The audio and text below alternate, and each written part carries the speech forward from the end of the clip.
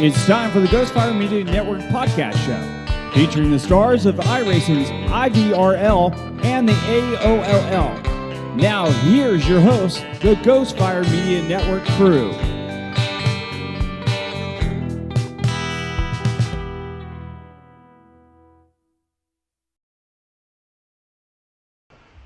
And welcome to episode 12 of Ghostfire Media, the podcast. I'll be your host tonight, Larry Patrick. Carl. I'm Josh Laston. Sorry. I'm pulling up points. Carl Henderson here. And Nick Adams is currently playing with Josh Laston. And I want to point out there, guys, we literally went over this before. We went over this probably 2 minutes ago. Yeah. We went over this before we started this podcast. We just aren't used to it because we're missing Adam Wood tonight. Yeah. And normally he is our upper left-hand corner because Discord does everything by first name. And I just don't want to be first. Fair enough there. But yeah, so we got an exciting show for everybody here tonight. A lot of, I don't want to call it drama, but I'm going to call it drama. A lot of talking points from the week. Talking points, okay. We'll call them talking points. This is for IVRL, which they came out of their, what was that? The All-Star Race. Thank you, All-Star Race. I don't know why I couldn't think that. I ain't even had a beer yet. The truck race, I heard, was really good racing. Unfortunately, we didn't get to broadcast that. I got stuck on staff duty, so I wasn't able to be here for that. Thursday night, exciting. Just an update on that. I'll be able to start streaming that soon because Blake Gordon's been kind enough to mail me some RAM. So I'll be good to go there soon. Perfect. Thank you, Blake Gordon. And then we're going to have IVRL talk we already said that one. The TNT series, you threw me off. TNT series, wild race. Apparently, I sounded like Nick Adams during the broadcast. I probably should go back and listen to that. And yelled at your teammates a lot. Got a lot to talk to you guys about. And then we're going to talk about the Cup series, and then we're going to look forward to the next week of Cup. So we're going to take a short break. We should have our first guest, Ira Kohlhaas, should hopefully be here soon. He has not jumped in the waiting room yet, so we're just going to take a quick break, hear from our man Pat Patterson, and then we'll be right back. Hi, it's Pat Patterson, the racing guy. You're listening to the Ghostfire Media Podcast.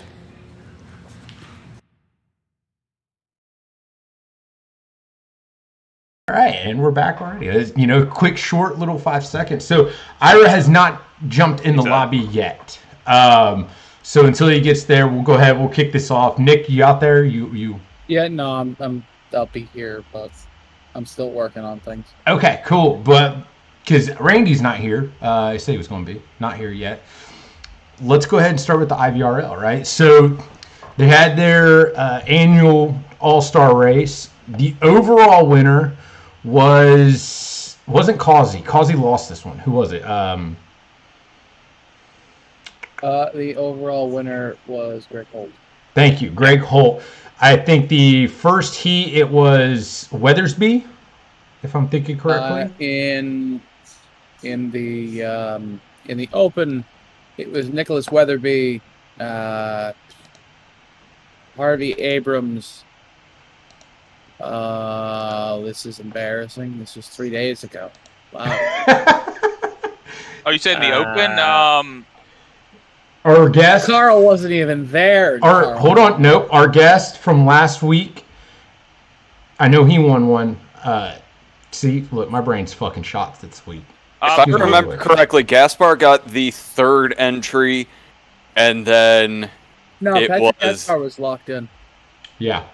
Didn't Gathright get one of them? That's yes, last one. yes, Mr. Wrecking Ball on Tuesday night. So I just want to make sure that everyone understands, Nick, and correct me if I was wrong. This All-Star race was for a butt kicker. It was for a butt kicker Gamer 2 unit. So this was not an average race. It wasn't just points. There was actually a prize for winning this race. Yes, there was a prize for winning the race. I don't think it really called for what we ended up seeing, but there was a prize for it. So for everybody out there that didn't catch that race, who on the team wants to describe what happened? So I was in the broadcast booth, so all right. I don't know what you're doing, and I know basically the entire team went back and watched that. So from what I saw, if I'm not, is my webcam working? It's fine. Wait until it actually, this is what happens when you change technology right before we go live. At some point it'll work. This is also why I am currently on a laptop and not my desktop, right? Like, technology never wants to work.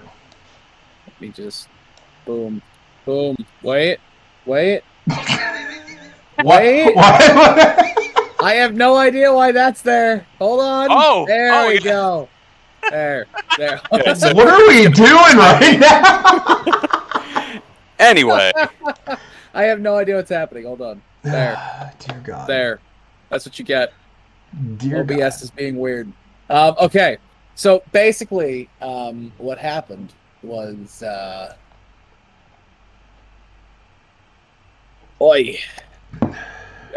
Gathright, from what I have been told, we have to look at different, angles of these views or these incidents. I have looked at every single view of these incidents from Tuesday night, and I can pretty much put a kibosh to any of these weren't just overdriving the car. He obviously, yes, you're going for a butt kicker game or 2 unit. You want to get in the main show, but there's a level of respect that you need to have from your fellow racers later in the season when you get to the playoffs and you're going for a butt kicker game or 2 unit if you didn't win this one. And I think that might have been forgotten on Tuesday night, but it was a massive mess. I mean, there was probably 5 or 6 incidents in the open that were caused by the same person. And many of them were between lap 20 and 30. Yes, there was a 10-lap stretch in there where so caution laps didn't count in the All-Star Open. Realistically, it should have lasted maybe 15, 20 minutes. The All-Star Open lasted 47 minutes because we were under caution from lap 20 to lap 30 for probably 25 laps. All right. It was a ugly stretch in the middle part of the race. And then he didn't end up winning that stage, which was the more aggravating part. I mean, for me, and it looks like we may have just gotten an extra person, is that... Yeah, Ira just joined the server. He should be coming in here in a second. Okay, so I will save my commentary until he gets here, because it's not necessarily what happened, but I have a big lingering question surrounding the setup of the just how everything for this race was, because... But do you mean the way the car was driving? Because I had a lot of questions that I asked these guys before the race started. My biggest thing was actually the track selection. So I believe, and I believe Cody's in the comments, he can confirm this for us, but I think that's because Eric Jones a few weeks ago mentioned it, that NASCAR is thinking about bringing the fairgrounds back, and he suggested that could be a fantastic place for an all-star race. Myself and Randy talked about it during the all-star race, actually, but I don't think it's capable of holding a Cup Series race. A truck or an Xfinity Series race where you only bring in 5 or 6 or 7,000 people, that might be able to handle it, but a 25,000, 30,000 capacity race at a track like that just is not going to happen. No. Since we can actually there we go. This question. Now we've brought the guest in. Ira Kohlhaas has joined us. So first off, Ira, are you there? Can you hear us? Yes, sir. I got you. Awesome, man. Good to have you. Am I pronouncing your first name right and your last name? Let me get that out of the way. Yep. Okay, perfect. Yep. So real quick, before we delve any deeper into this, let's go ahead and get the proper introduction. So give us the 411, who you are, what you drive, what number, series, all that happy jazz. Got you. Well, I'm Ira Kohlhaas from Woodlawn, Tennessee. I drive the number 29 Pepsi car in the IVRL Butt Kicker Cup Series. Been a pretty tough season so far. Ain't had the luck that I've wanted, but we're still plugging away at it. Teammates with Brandon Massey in the 65 Mountain Dew car, and he's the one that paints all the stuff and keeps it looking good. Awesome, man. So we're kind of getting into the conversation. I don't know if you've caught any of it, but basically we're just going to call it the Gaithright incident. I know that Josh there's got a little smirk on his face. He has some questions for Josh. No, I just thought of a different name. I would call it Gaithright Gate, but it's fun for me to say. I would just call it Crash Gate at this point. I mean, it's legitimately what it was. Well, are we talking? Which one are we talking about? All of Tuesday night, pretty much the second stage. All of Tuesday night. I actually had a plan because he passed me, and I kind of had it in the back of my head of what was going to happen with the rest of the race. So once he got in front of me, I think it was towards the end of stage 2, and I went ahead and pit and got 4 tires, came out in stage 3, and I was like, well, if he's going to drive like that, I'll just follow him through, you know. And I think him and the 76 got into it in turn 3, and the 76 went up and got the wall, and I just had nowhere to go. So that plan kind of backfired. Yeah, he got into it right there. He got into it with Charles, and then I think it was the next restart. On the first lap of the next restart, he got into it with Derek, and he got into it with Harvey, and then he got into it with Charles again. And I believe you got involved in like 2 of those, and we were almost certain up here in the booth that your night was over, but you continued to run, which was Yeah, the engine wouldn't refire on that one where I hit escape and had it tow me back to the pits. But I think if it would have refired, since the caution laps didn't count, I would have been able to stay on the lead lap. I would have stayed in there to get as much done as possible, and just hope for them guys to get a little payback and take each other out, and then I could have transferred. Speaking of payback, you know just about as much as I do probably about this. There is some conversation that the next few weeks for Josh could go almost a Matt Kenseth, Joey Logano way, from what I've been hearing. So do you think anybody's going to actually go out there and try to pay him back for this, or do you think they're going to care more about, especially getting down to where we're in the last few races before the cutoff, worrying about the points? It's a pretty good group of guys, and I wouldn't think anybody would go out there and Joey Logano, Matt Kenseth the situation. But I wouldn't be surprised if we get down 10 laps to go and they're battling for a position. They use 8 tires instead of 4. Well, hey, Ira, I'm going to go ahead and tell you, man, in the comments, there's somebody saying, yes, and I volunteer. So I can't wait to see that. I'm going to tell you that Nashville's going to be fun. They are, and same individual also said Gaithright has a lot of people not happy with him and looking for payback.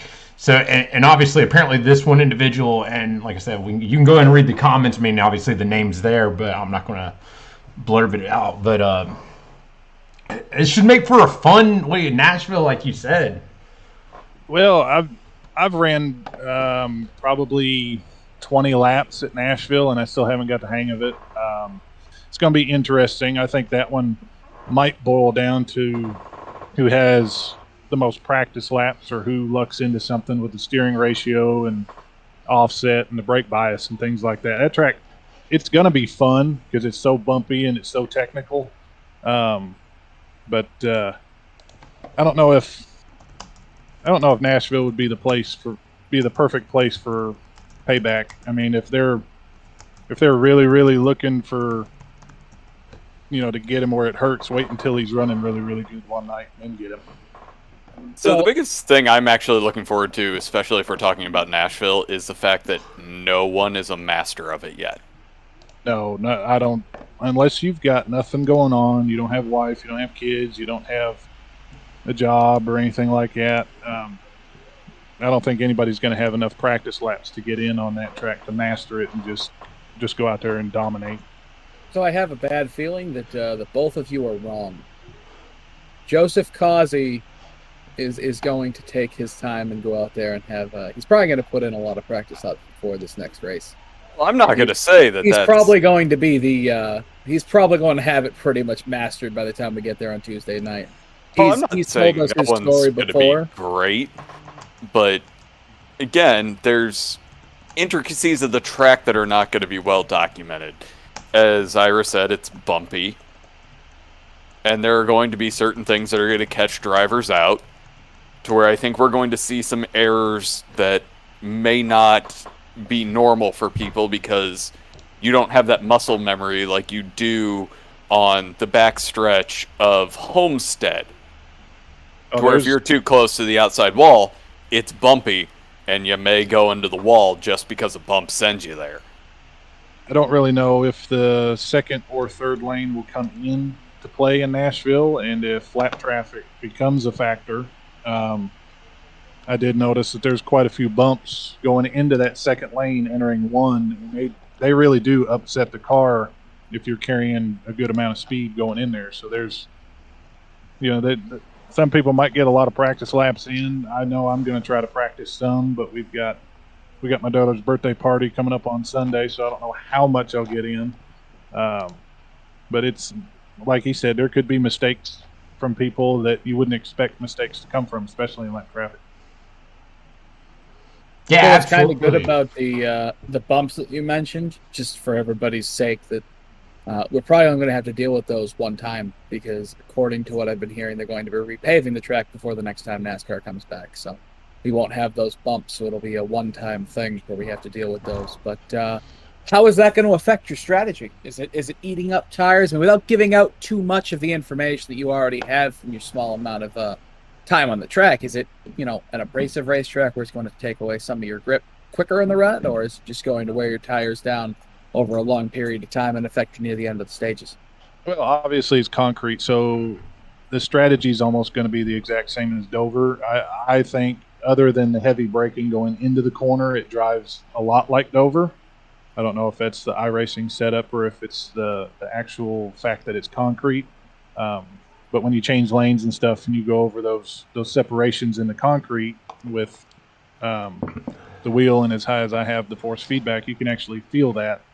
So there's a lot of similarities between that and Dover.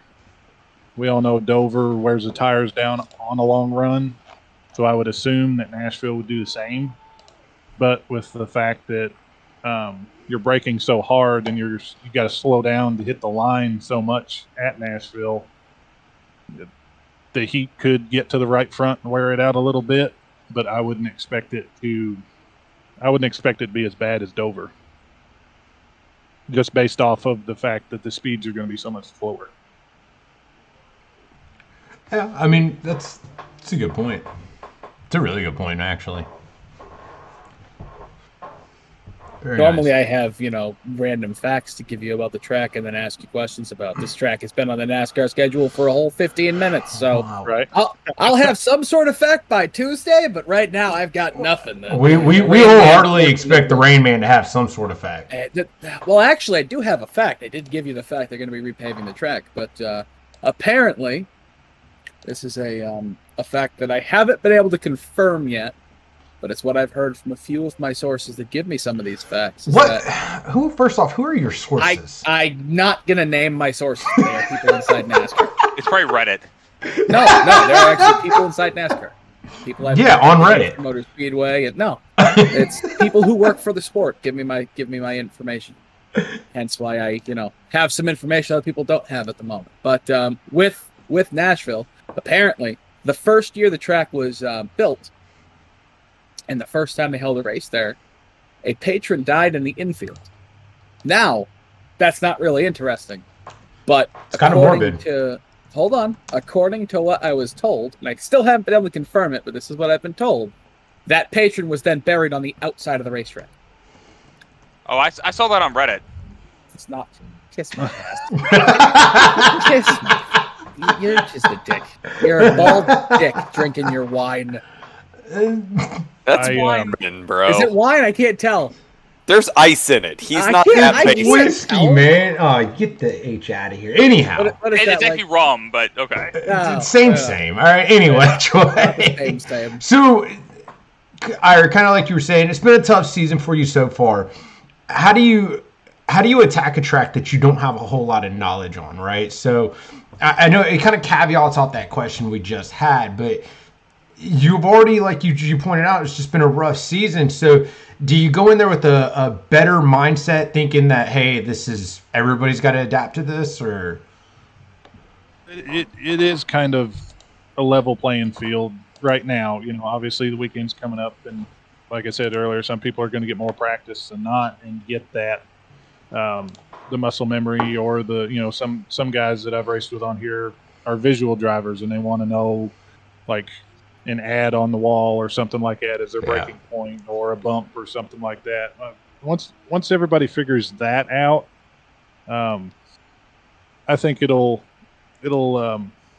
turn into just a patience game. I know with me, if I don't get back on here with everything we've got going on this weekend, it's going to be taking my time in the first stage, real easy in, and just testing how hard you can come off of the corners. I know turn 3 in the afternoon with the Ally ad on the side of on the exit of 4, it kind of gives you a false sense of security if you're going to run that second lane, and you let the car drift out too much, because the shadows right there blend in with that Allied banner.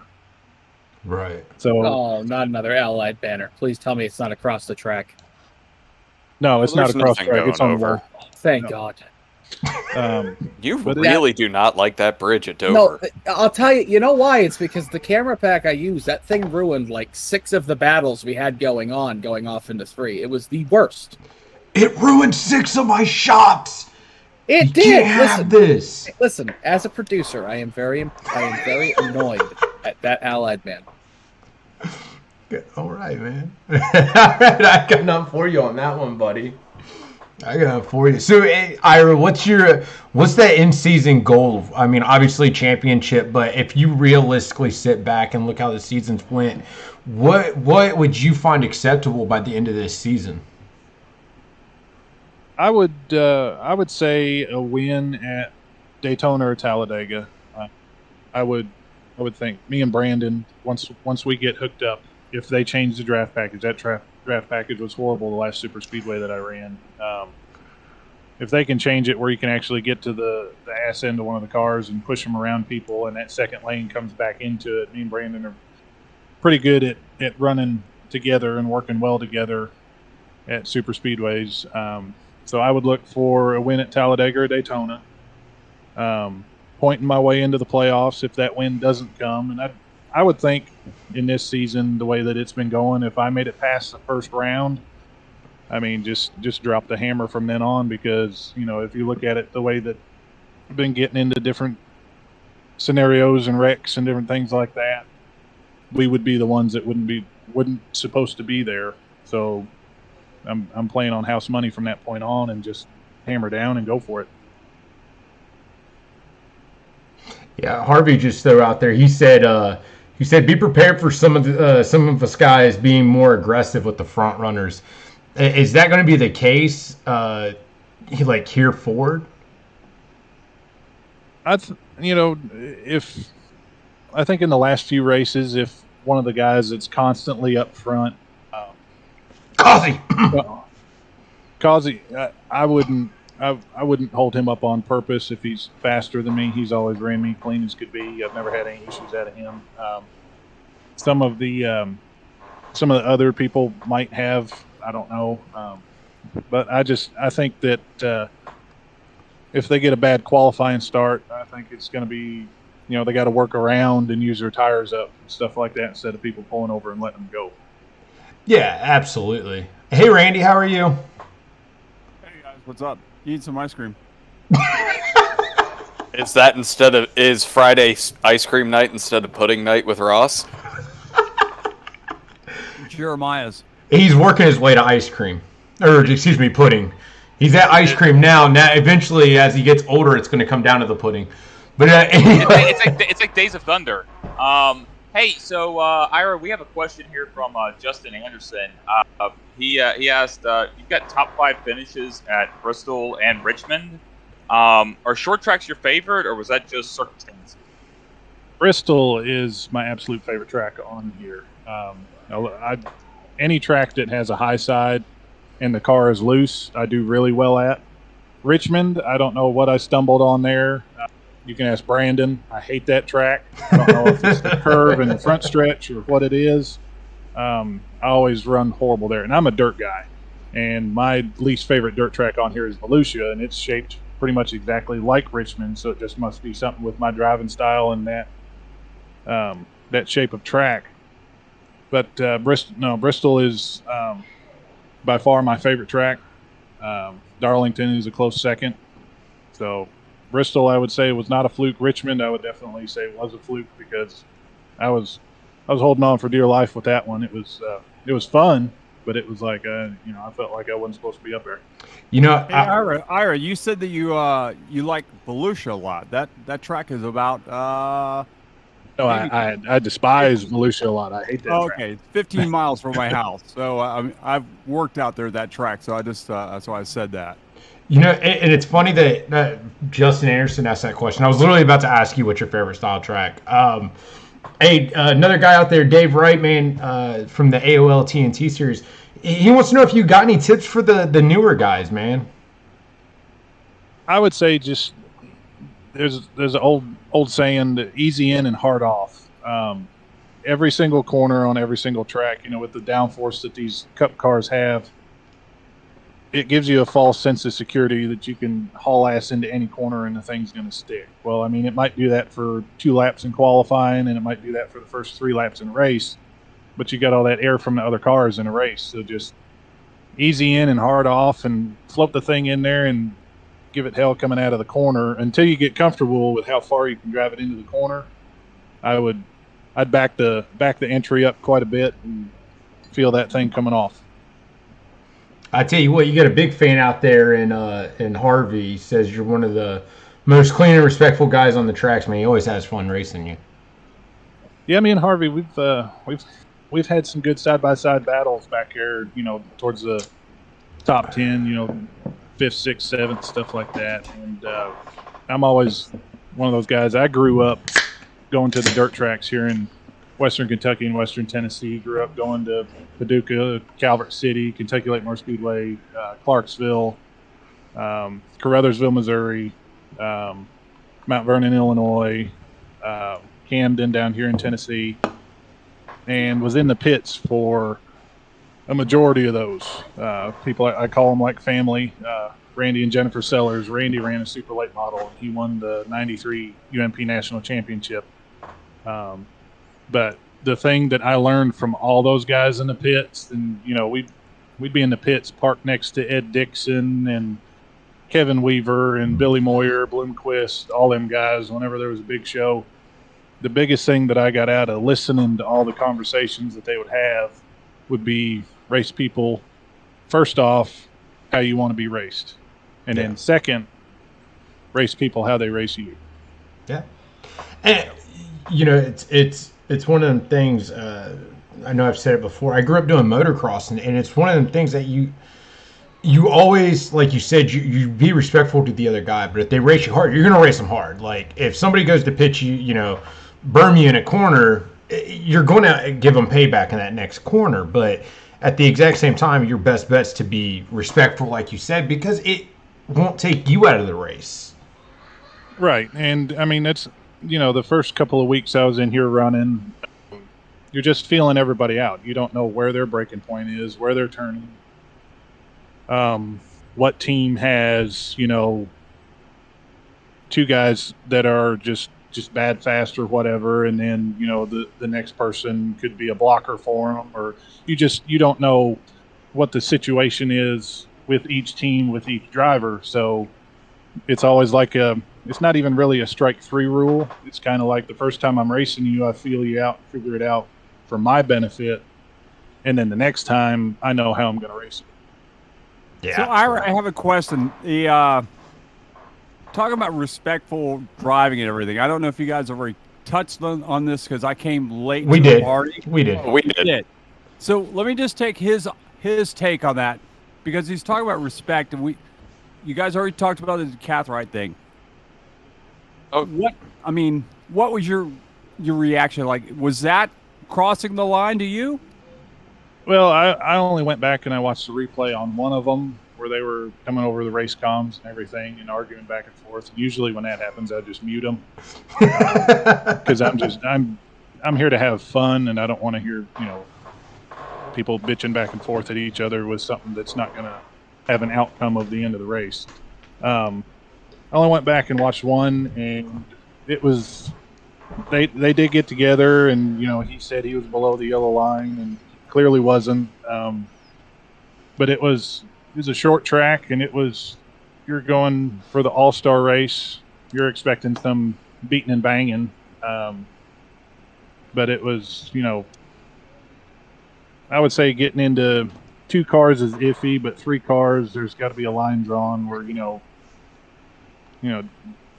enough is enough. We actually had a guy last night we ejected from a race because he got into 3 cars. So, but that's also a rule in the TNT. Yeah, it is. But- It is a rule. But In the AOLL period. Yeah. So I do want to ask one question, and it's going back to last week. And I started touching on this before you joined. So what were your thoughts on the track selected for the All-Star race? Because I have my own opinions. I mean, it's not one that's on the schedule. I mean, the actual NASCAR series, they're switching it up. I mean, they're going to Texas for it. It was a decent choice. I mean, I don't think anybody had ever ran a Cup car there. Actually, I think that the official series had Cup cars at Nashville when it first came out. It was kind of like throwing a wild card in there, and if you're going to have an all-star race, why not do something unexpected? I mean, we've got the dirt at Bristol now, and iRacing put a setup out for that, so why not take the Cup cars to Cedar Lake for the next all-star race? Is it as bumpy as it looked? Getting into the corners, and especially coming off a 2 down low, it was really bumpy. Randy, you took me out at that track. You were too slow.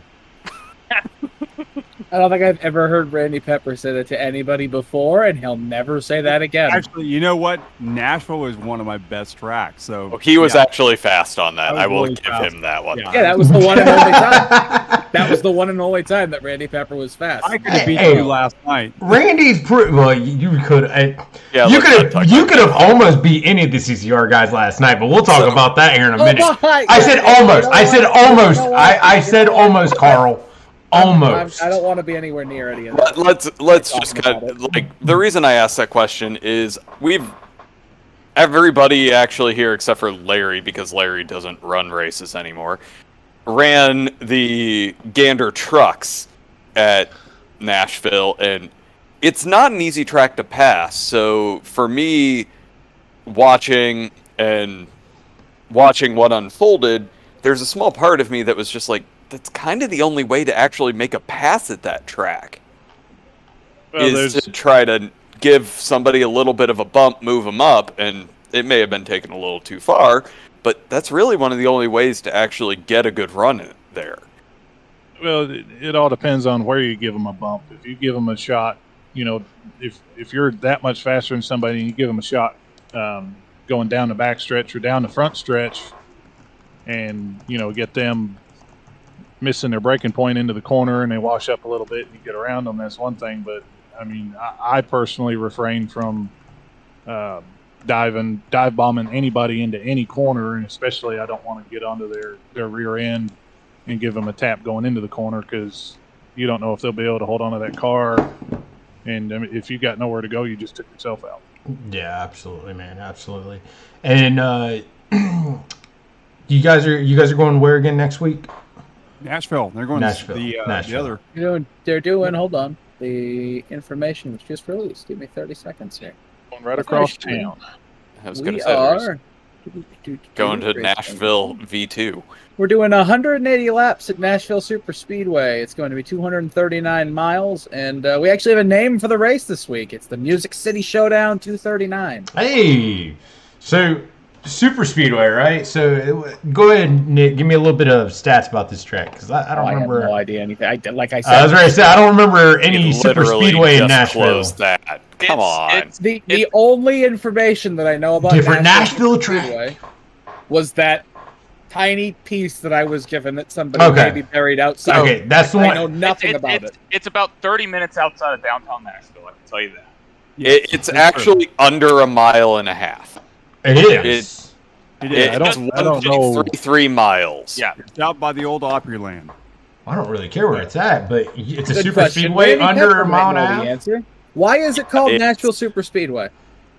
That's I do not know that I can tell you one thing. because it's There bigger is a than local another- that lives off of Turn 4 that hates the track so much, her reaction ended up on Twitter. I thought that was about fairgrounds. Nope, that was about Nashville Super Speedway. She bought a house when the track was already there. They built the house behind the track, and she's complaining about the sound of a racetrack. You bought a house behind a racetrack, and you're whining and bitching about the sound of a racetrack. Did she buy it around the time that it closed before it reopened? Nashville Super Speedway never closed. It always Right. ran local races. Yeah, Nashville Sterling Mountain has been running Fairgrounds out for closed. years. Nashville Fairgrounds closed and has started to make a comeback, but Nashville Super Speedway never closed. It was running local races. It just didn't run. So the fact that she's complaining level. about, it still ran V8 cars that are stupid freaking loud. They're actually louder than the Cup cars. It's just the fact that there's more Cup cars than there is late models. Yeah, there's like 11 late models going around the track. Opposed to But 30. at least in a Cup Series car, you have, suppressor on your exhaust, and it's not 900 decibels. And on a late model, it's just flat out V8 all the time. Huh. All right, so as we're Yeah, go ahead, man. wrapping up our time, Yeah, just go ahead and wrap that up, man. I'm trying to figure out why it's called a Super Speedway at this point. if they just felt like it. 1 1/3 mile, though. So Ira, You don't have the definition of a super speedway, the definition that NASCAR uses if they create the racetrack to call it a super speedway, is it has to be over a mile long. Doesn't have to be 2.5 miles. A super speedway does not mean anything. You could call the Nürburgring Super Speedway if you really wanted to. It just has to be over a mile long. After that, you can call it speedway, you can call it raceway, super speedway, super raceway. It doesn't really matter. Ring. Odd. Yeah. All right. Anyhow, They could have called it the Nashville Ring. we get where you're going with that, Nick. See, Ira. Yes, So sir. how do you think you're going to do this week? Perfect. Well, it'll depend on how hard everybody pushes. I'm a long run guy. Like I said before, I don't know how much practice I'll get in this weekend. My daughter Clara turned 4 yesterday, and we're having her a little birthday party on Sunday with some of the family coming over and different things like that.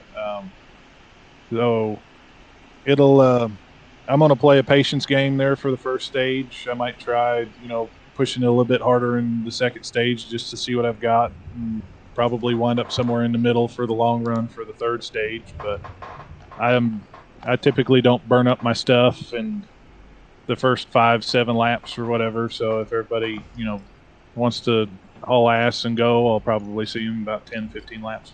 So how many, with you and Brandon being teammates, do you guys practice together, or do you kind of do things separately? When we can, with his work schedule and his wife being a travel nurse, and whenever she's home, he's going to do the right thing and spend time with her. And when that happens, I'll usually try to hop on there and figure out, an offset that will work for both of us, because we both really do drive a lot alike. But if I'm stuck at work or I got stuff going on with the kids or anything like that, he'll hop in and practice. We honestly, this year has been so crazy for both of us. We haven't had a chance to practice, except for Sonoma. We both got into a practice there together and learned some stuff about that track. But we try to. It's just, life happens, and sometimes we don't get to. Well, with that, let's get some predictions in. Carl, we'll start with you and work around the horn. Yeah, let me pull up my notes real quick for that. So yeah, I've damn it, where did it go? Sorry. So I'm gonna go with Greg Holt. He's been solid just about everywhere it's been run. I think he's gonna be solid here as well. So Greg Holt's my pick. Josh? So I can't go against the grain. I got to go Causey.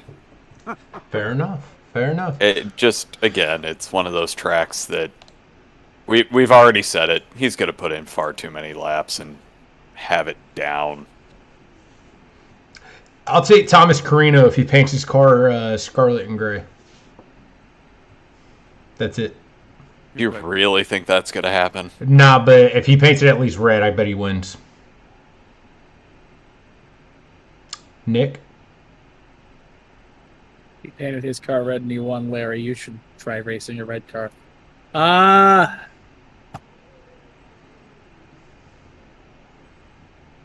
Been racking my head on this for the last couple days, thinking about it. Most likely, we're going to see somebody who hasn't really... I think we're going to see somebody who hasn't won yet this season. I think Weatherby has been consistent. He's been fast. He's been one of those guys on the outside looking in that really needs a win here just to get his, his confidence back and his momentum up before the playoffs. So I think you're going to see Nicholas Weatherby this week take on the W. I'm going to go with someone we wouldn't predict. I'm going to say Michael Payne. No, just kidding.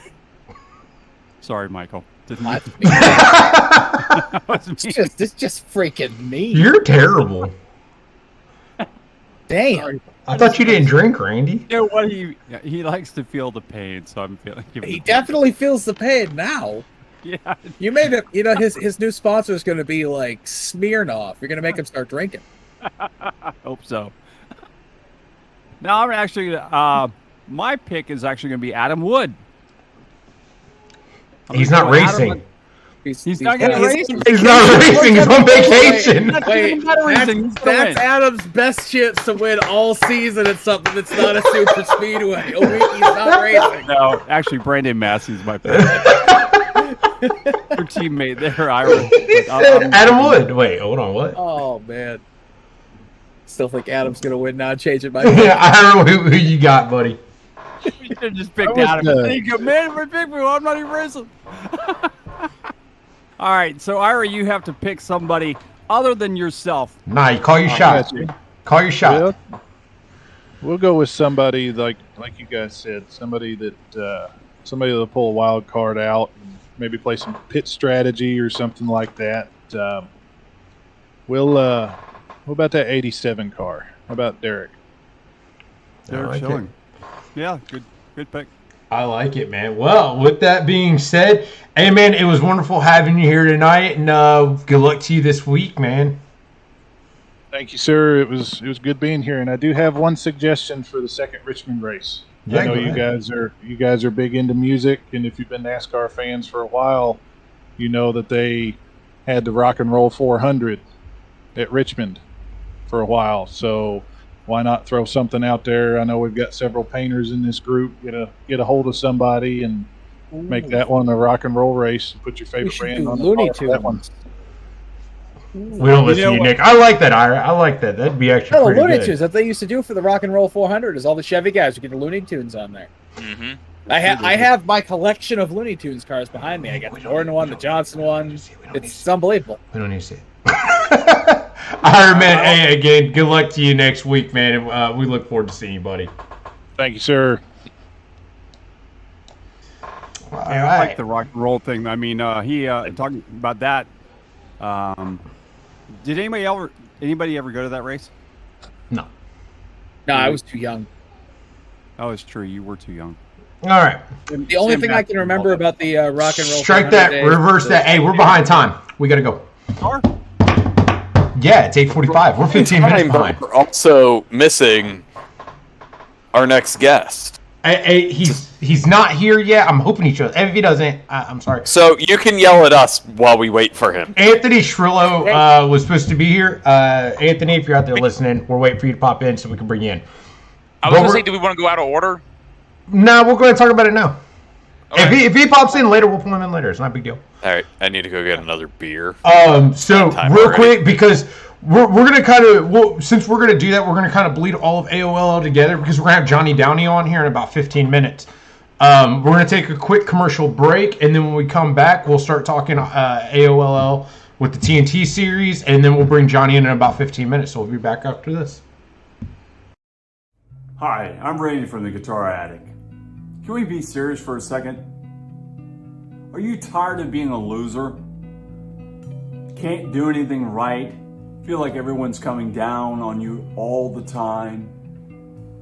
Well, there's a way out. And I'm going to show you. Hey Mom, look what I learned. That's right. Pick up a guitar, learn how to play guitar. Automatically you're going to become a chick magnet. The ladies are going to love you. Your kids are going to think you're cool. So what you need to do is come down here to the Guitar Addict, 1672.5 Ridgewood Avenue in Daytona Beach, Florida, or go to guitaraddict.com and buy yourself a guitar and automatically be the star of your neighborhood.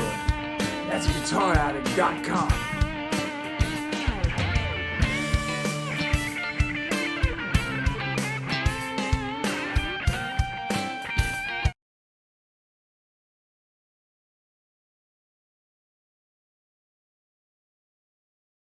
Back to the podcast. All right, we're back. Anthony Shrillo is messaging me right now. I believe he is working on trying to get in. So let's go ahead and start talk TNT while we, get him brought in. So fantastic race. You know what, Randy? I'm gonna let you take that. Go ahead. Really? Yeah, go ahead. Okay, so last night Carl Henderson was the winner, which is he's right up there.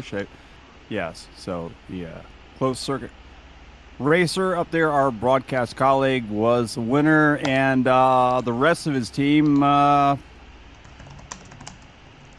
So Nick, just have to ask you, Nick Adams, my good friend, my broadcast partner for the IVRL.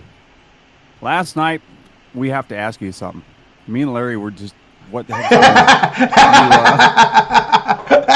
Do you often like to do those in and out of pits all the time, or what was going on there? Like 4 different stalls. I'm just here so I don't get fined. Whoop, whoop, whoop, whoop, and then he come back out on the track. I was like, nope. I'm just here so I don't get fined. So for real, I honestly I can tell you what the fuck happened there if you really want me to tell you, and I'm not going to be nice about it. I want to know exactly because we're like looking at him and going, whoa. I had some dipshit in front of me who I'll tell you I had some dipshit in front of me who blocked me from entering my pit stall. So instead of going through him, I went past my pit stall and had to pit again. But you did that like 3 or 4 times. No, I did it once. I did it once. No, you tried to dive into pits like 3 or 4 times. Oh yeah, because I had a weird. I did a new paint yesterday, and I had a brand new colored paint stall as well. I like that car. And I had 3 other paint stalls that were the exact same color. And after I missed mine, I was like, "Oh, that one's mine. Oh wait, no, that one's not mine. Oh, that one's not mine either. I guess I'm just gonna go back out on the track."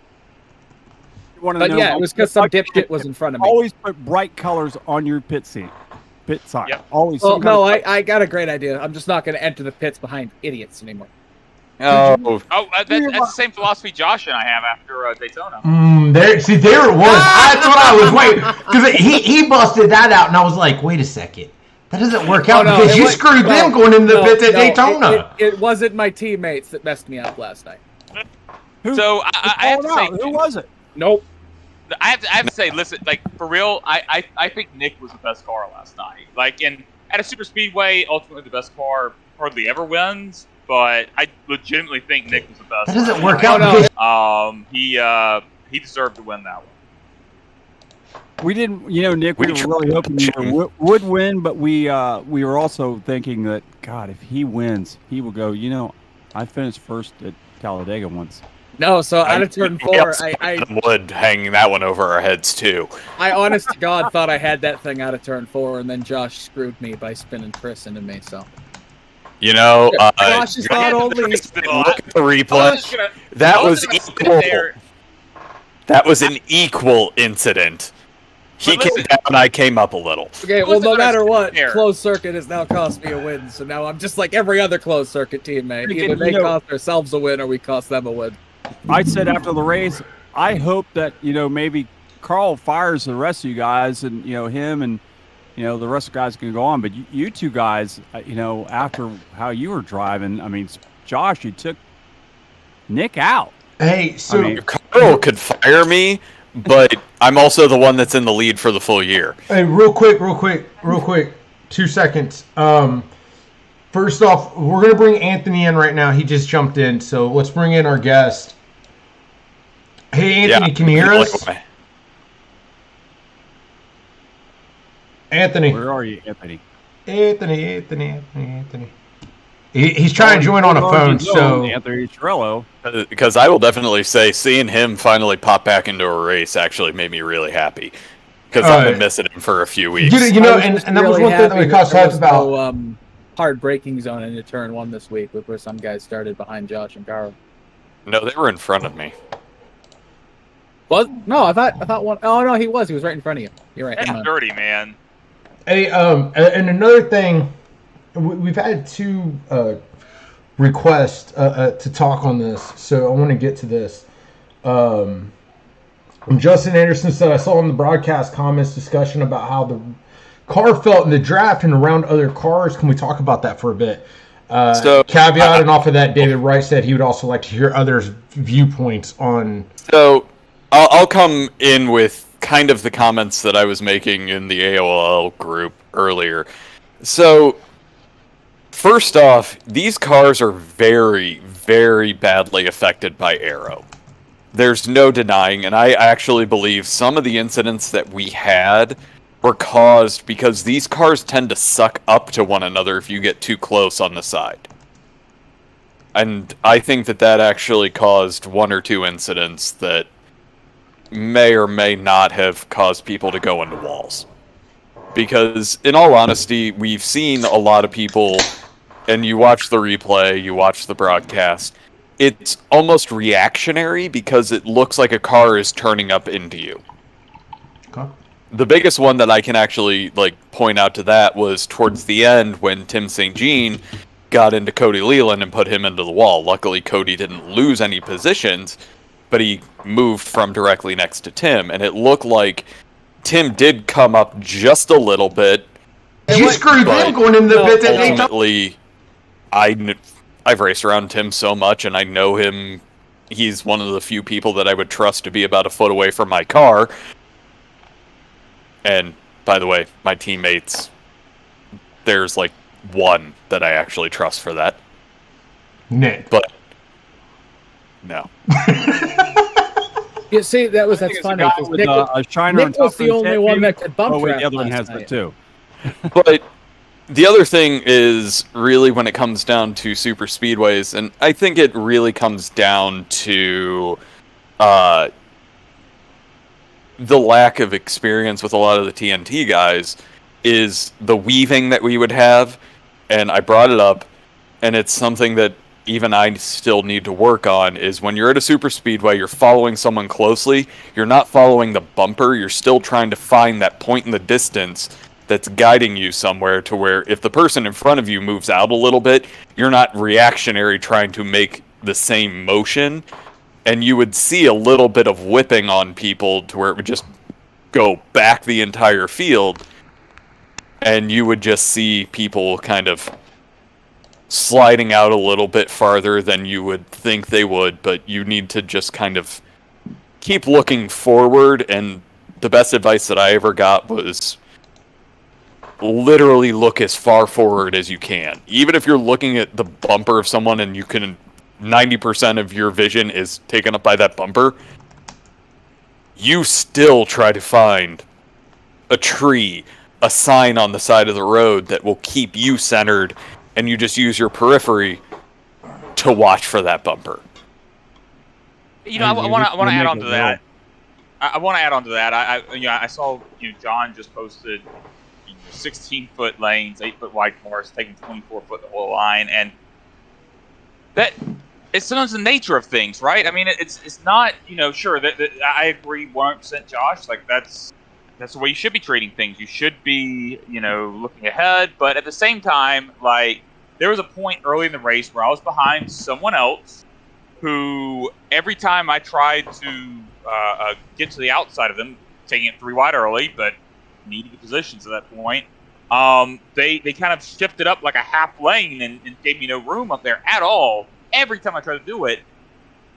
And I don't think it's because they were trying to block me. I think they just couldn't. And I think everybody out there, especially some of the guys who are typically the front runners, have to keep that in mind. You can't just say, okay, I'm faster than this person in front of me. I have the right to get around them. You have to keep in mind, like, okay, I'm faster than this guy in front of me. Can I get around them without wrecking them? So, because they might not be able to hold their line. They might just not be able to do it. And even if they are technically 100% in the wrong, you're also a little bit in the wrong. You tried to go around them. I'm going to throw out specifically what Tim just threw out in the comments, and I'm going to read it. I found that when drafting the ARCA cars at super speedways is that the front of the car loses a lot of downforce and it feels like it floats when entering the corners. Yep. 100% I agree with that. Okay. And these cars are very aero dependent on the exact perfect draft, and if you go outside of that, you're going to get weird. But so here's the thing, and here's what's killing me, right? So I heard a lot of, well, we can go 3 wide there. If everybody can hold their line, we can run 3 wide. But everything you guys are telling me is that in the draft these cars are unstable. So it's probably not a good idea to go 3 wide. But yet you kept going 3 wide. Like we know. Let me finish. We know that you generally don't go 3 wide till near the end of the race. That's just generally a rule of thumb. Just because you can do it doesn't mean you should. I mean, heck, you could take it 4 wide. Doesn't mean you should. If you wreck, who do you have to blame? Well, but also, when you talk, like I said, you talk about how they're unstable in the draft, going 3 wide. I don't understand why 3 wide at 2 laps in. And I'm not calling it TNT guys' fault. I'm calling about anyway. If it was the Cup guys, you don't go 3 wide. We literally watch NASCAR and they drive around side by side nonstop, right? Just until it gets to the end of the race. You watch NASCAR, they go 2 wide around Talladega because that's factually incorrect. Look. They don't go 3 wide like y'all did. I was 3 wide in the ARCA cars is not impossible. Nor is it something that we shouldn't try to do. But again, I can tell you from my personal experience, I think they're stable in the draft. I have no issues in the draft with these cars. But more times than not, people have said that they're not. Yeah, I mean, that was the first thing I pointed out. I was one of the first people to go 3 wide, so I'll own up to it. Here's what happened with me, and this is I previewed you guys. I was talking about aggressiveness. And this is what I'm talking about. I've been running conservative all season, and I've had consistent 5th place, 6th place, and look at where I'm sitting in the points. I've got a massive distance between me and first. Yeah. And awesome, we got Anthony here, perfect. But just some time to hear a Carl rant. Yeah, just real fast to finish this. I look at someone like Timothy St. Jean, who has the best average finish in the league right now, and he's sitting 3rd in points. Mm-hmm. If you want to do well in the points, you have to win races. And I pushed it last night. I didn't feel good about it at times, but I got tired of running consistently in the top 5 and sitting 5th in points. Well, all right. So last point before we get to Anthony, because my brain went off when Nick wants to try to argue points. Also, just remember too that I don't care what series it is. I don't care who the driver is. If you're passing a car, it's on you to make that pass safely. No matter what. There's no argument to that. If you're making the pass, it's on you to make that pass safely. With that being said, Anthony, Buddy, we've got you, we sir. are finally able to hear you. We are ecstatic to have you, man. It was wonderful to have you back this week. We got to do the proper introduction like always. So let's get the 411, man. Let's get your number, what series you run, all those good things. Number 529, Anthony Cirillo, running TNT series, and also a couple other leagues with the Legend Cars. I'm out of Daytona Beach, Florida. No, you're from Port Orange. Port Orange. Nobody knows what Port Orange is. No, right, exactly. But please don't say Daytona Beach because everybody thinks, oh, he does crack? Is he on drugs? So, I mean, if you want to be technical, I grew up in Miami, so saying Oh, you're not Cuban? too bad. are you Cuban?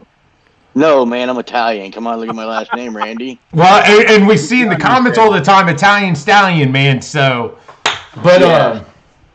dude, like I said, when we seen you back, I made mention. I don't know if you caught the broadcast, but I had made mention like I already knew I want to invite. We always try to get new fresh faces onto the podcast. As soon as you got back, I knew we wanted to pull you. The same way we did with Phil. And then you come out and you get a third place finish, man. How did that one feel for you? That felt great, being, that was only my fourth restricted plate race, super speedway race, I should say. But, yeah, man, I got lucky at the end. I was running 13th and everybody crashed. And I just went right out there. Yeah, I may be partially responsible for that, but only 50% responsible. Chris was responsible for the other 50. Yeah, it felt good, It feels good to be back. I had some laptop issues. I had to send it back to manufacturer and get it fixed and everything. So, Are you racing on a laptop? Yeah. I didn't know that. So does Hanner, so we can't say anything. Yeah. I used to. Hanner's a whole nother thing, so. I did when I first joined. I was on an Alienware. I used to. Alienware. I'm on Asus. Okay. ROG. I trust them more than Alienware, so yeah. Yeah, it's a great laptop. The only thing is the battery is bad. What happened? Yeah. Well, hey, we're hitting the 9 o'clock time, so we're going to continue the entire AOL discussion. We're going to continue with TNT, but real quick, we're going to pull in our next guest as well. So we're going to have two at the same time. He's going to have some extra stuff to say here. So it kind of works out, right? I know he's going to have want to be able to talk with Anthony as well because he's been one of his biggest fans out there. So Johnny Downey, man, welcome. Hey, what's up, guys? You had your camera on. I don't see you no more. There you are. There he is. There he is, man. Well, hey, welcome. Let's get the 411 on you, man. What's the number, the name, what you run? Come on. No, you have to. That's the job. I know. Johnny Downey, number 27, AOLL administrator. Been with the league probably. I want to say like. I joined it probably like in 90, it had to be like around 94-ish, most likely. I was in college. So I was in college actually borrowing my roommate's computer to race on. And I came across somebody, I can't remember who, and they said, why don't you join this league? So I did. And you know what? Have lifelong friends now, and here we are. All right. Yep. Here we are. Many years. And I want to point out the AOLL punching bag, right? Like, I think this dude's DMs probably get blown up more than anybody with complaints. Sometimes, yeah. A lot of times, but I was really hoping Adam was going to be on tonight. But I know he's off with his family because I know he wants to take credit for helping get back into what we're doing now. Because I happened to be down at his house when I decided I was going to get back into iRacing. So the little backstory is we were taking a trip down to the Carolinas, and I decided to take the kids to Charlotte Motor Speedway, and when you do the tour around there, they take you around the track and stuff, and so we're going around the track, and I'm thinking to myself, man, I haven't been on iRacing in like 5 years. I wonder how much different it is now than it was then. So I already had made the decision in my mind to go back home and get back on the service. But when I got to Adam's house, because we stopped there for a day, because my aunt and uncle live with Adam. Adam's married to my cousin. Adam was in his living room in his little chair playing NASCAR Heat online. So I'm like, all right, let me try NASCAR Heat, see how that is. It was all right. It wasn't iRacing, but I said, hey man, when I get back home, I'm thinking about doing iRacing. If you want to hop on, hop on. So he eventually did, and right around that time, and Randy probably remembers this, there was chatter going on because COVID started to hit. Literally, like within a week or two after I got back home, COVID hit, and there was some chatter going on, like, "Hey, man, let's kind of start this thing up again. Let's, anybody want to race?" Because I don't know if you guys remember, but I know Randy remembers. We went through this transition phase where, NASCAR Racing came out with their programs 1, 2, 3, and maybe was there a 4? 2003 was the last one. Right, so 2003, we ran that for a couple years, and then they decided not to support it anymore, and they start to shift to iRacing. Well, a lot of guys. We went to the ARCA Sim. We tried ARCA Sim racing for a while. Right. And then we switched over. You got a better memory than me. I don't have a very good memory. I still have the games. Yeah, I do too. They're sitting right here, and I'm down in my basement, but they're down here too. So, a lot of guys were like, "Screw that! I'm not paying for a service. I'm going to stick with the free stuff." Well, a lot of us tried it, and I don't know if you did, Randy, or not, but back in those days, Dale Jr. was on it on a regular basis, and I had met Dale Jr. back in like 1999 when he came to Chicago. Yeah, I raced with him in the on 10 when he was ran a race. Rich Davis was actually my car owner. I ran a race with him as my car. Him, Tommy Arrington, and myself were raced with Rich Davis's race team, and we raced against Dale Jr. in that league. Well, that's cool. Rich Davis? You remember Rich Davis, don't you? We had so many people back then. I don't really. I remember Tommy. Tommy was a nephew of Buddy Arrington. Buddy Arrington. Yeah. Buddy Arrington. A NASCAR driver back in the 60s. 70. So, well, yeah, whatever. When Come on, you're not that old. You've been around like you've been saying, you've been around for a while, man. So you've seen this league grow, right? The expansion. Now, I know you guys talk about the TNT series back in the day, being just as it is now, a feeder to Cup. What was the Sportsman always involved back then, or was that a newer thing? Sportsman was Sportsman was kind of like a get together, just fun race night. I believe, Joe Dinsmore is really our historian. When we started talking about bringing the Sportsman back, he pulled up all these files, and our logo is what the logo was back then, because he still had it on his computer, which is nuts because I've had computers crash and I've lost all that stuff. So, for him to have all that stuff is just awesome. But anyways, yeah, we're getting a little sidetracked here. So, I got back from. I was gonna say, cup and finish. Yeah, I got back from North Carolina.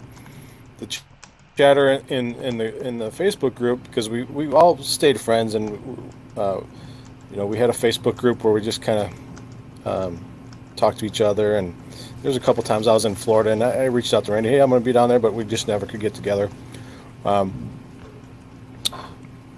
I decided to kind of take the bull by the horns. And I'm like, hey, I'm getting back on the service. Anybody want to have a fun race? Let's have a fun race. Well, with COVID hitting, everybody's like, "Yeah, let's do it, man. I'm sitting at home doing nothing. Let's get back and get down there." But we just there was a surge of guys going out and getting equipment. I had a Logitech Momo wheel sitting in my basement that I pulled out.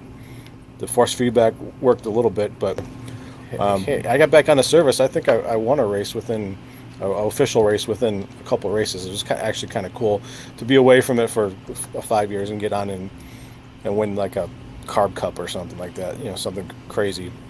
But then, I invested into a newer wheel because I've had that wheel for like 15 years, and more and more guys start coming back. Like, yeah, let's do this. Let's get back together. Let's run a couple races turned into, hey, let's bring back the cup races on Sunday nights, and that turned into let's bring TNT back, because there was guys coming into iRacing that have never been on iRacing, or they had been on iRacing and it had been years. So we start TNT again, just to give guys acclimated. And what turned into like a short season, like turned into Blake coming in. John contacted me and said, "Hey, my son races iRacing. Can I bring him in?" Which I'm still wondering if that was a mistake.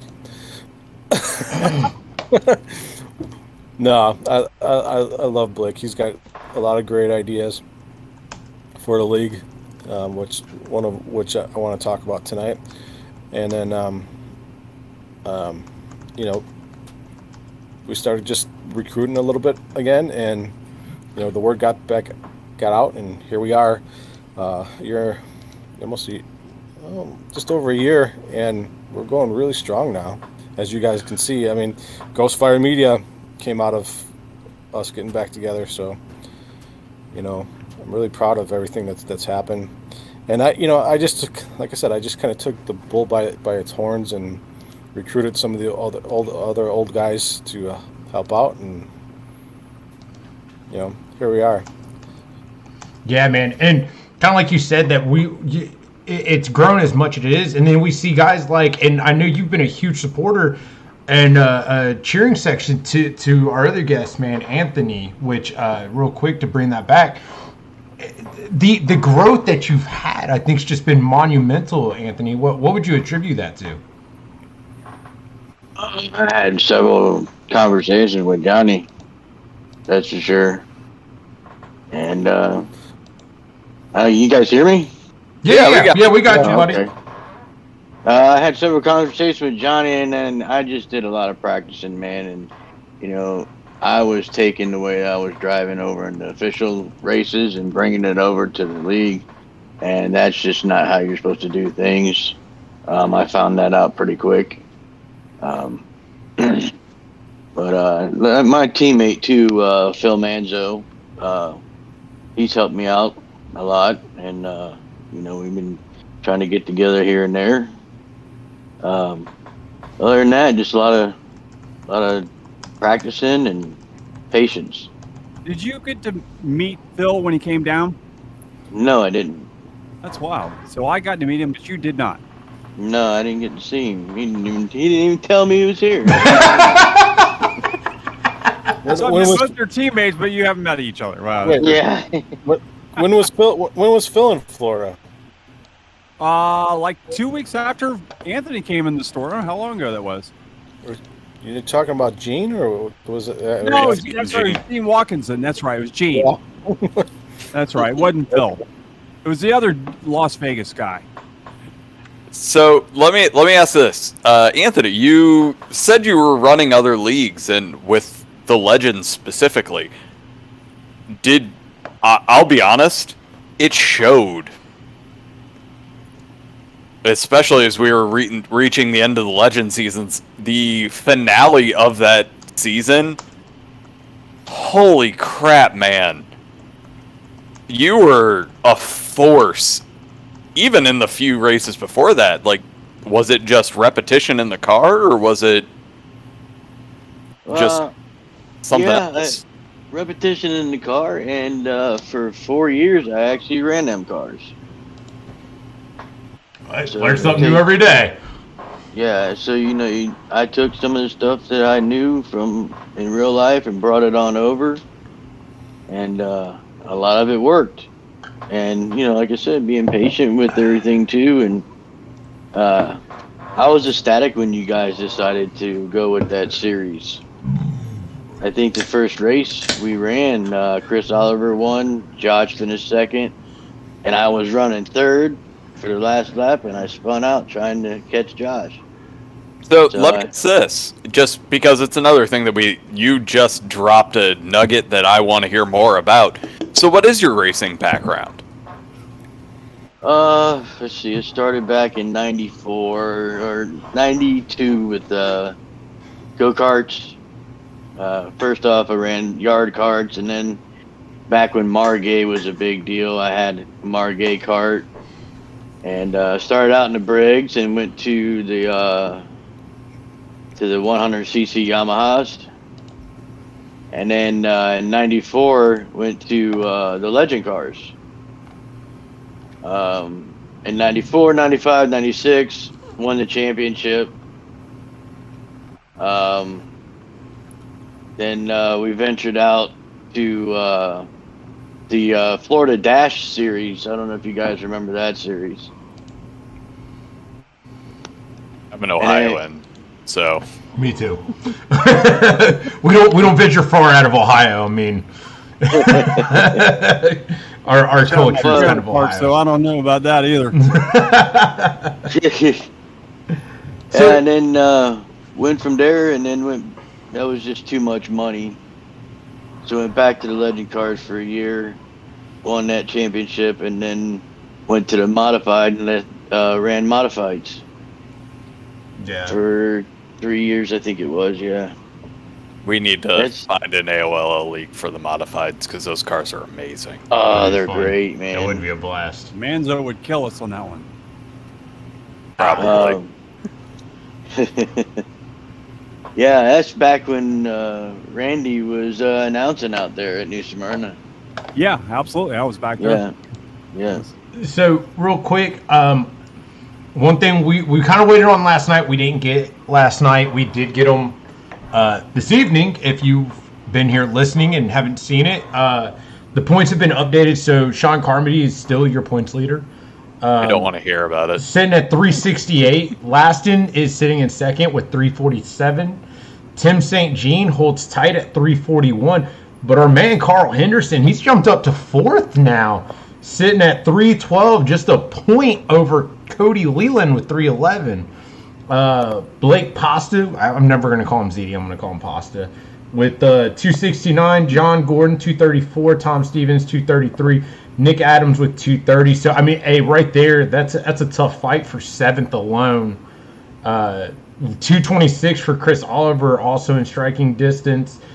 Gene Watkinson, 190. Manzo with 184 and 12. Mike Wisniewski, 179. DeParis, 176. Now, mind you, Manzo moved up 5 spots. He's the biggest mover this week in points. And, Anthony, you've jumped up 2 spots to 18th, and you haven't really had an opportunity to race, man. So do you feel like you'd be doing better in this series if you had the opportunity to race the entire season too? Yeah, I think I would. Season 2. I think I've actually only ran four races. Correct. The rest have been provisionals. Yes, so, sir. And in the 4 races that I have ran, I think I've done pretty decent. So, yeah, I think I'd be, probably top 10, maybe, if I was still going all year. But don't worry, because season 3, I'm going to be every race. Perfect, man. We definitely miss you when you're not out there. So, question for you is, actually 2 of them real quick. Atlanta next week, man, how do you feel? What do you think you're going to do, man? 75 laps at Atlanta. Don't know. Never been there. No? So I got a lot of work cut out for me. Hey, perfect. So I got some exciting news about TNT. Perfect. I love it. Let's hear it. Perfect. We've been kind of throwing around the ideas of like what should we do with TNT? we only have 10 guys or so in there, but one of our ideas was to kind of mix things up a little bit, and we're still thinking about that in the future. But today, Blake and the admins decided that we are going to have a 20 race third season. Mix it up a lot with the ARCA cars. We're still going to have it with the ARCA cars, but we're going to, mix up the tracks, and we're going to extend it out and have some fun there. You guys ready for As 20 long as we weeks? get Concord, I'm happy. That track is an absolute blast. We're talking about Concord, and Josh, you got a set up that would do well there. Carl sent it. We ran it actually on Monday with Fuel, which is the new GFM league on Monday nights. It was an absolute blast. It is going to be a little bit the setup's a little bit touchy on the throttle, but at the same time, if you spend the time, you use that throttle to turn you through some of those tight turns, and it is fun. I know when we ran it last year, when we were running the ARCA cars, it was a blast. I mean, for me, it was a lot of fun. It's just tight racing, and it's one of those tracks that is no longer there, and the history of it. I'm a history buff, so I love historical stuff. So like when they brought North Wilkesboro back, I was like on board with that. But to go back to Concord, all the NASCAR guys talk about Concord and running there, so it's really cool that we couldn't incorporate that.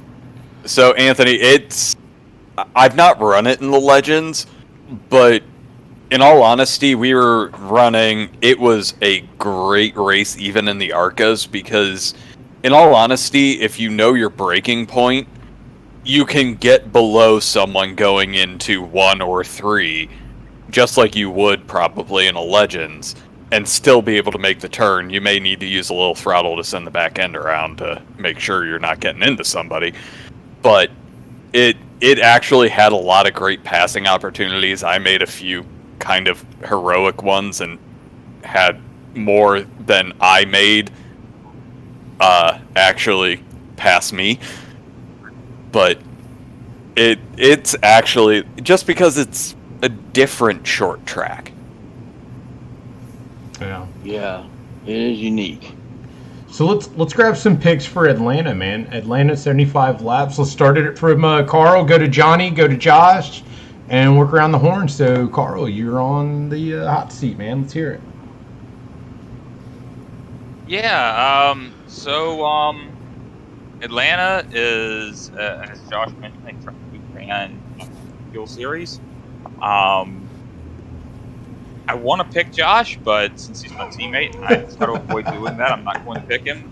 I'm going to pick you now. I'm going to go with Cody Leland. He's been, and with a caveat, because he's been really good on short runs. If we can have a short run, Cody Leland's going to win it. If we have a longer run, I think he might struggle a little bit in this sequence. So I'm going Cody Leland. All right. Johnny? I got to go with Tim St. Jean. I like that. That's a good pick. Atlanta's a lot like Charlotte, and when we ran Cup last week at Charlotte, Tim was on fire. And so I can't imagine what he's going to do in the ARCA car at a track that's similar to Charlotte.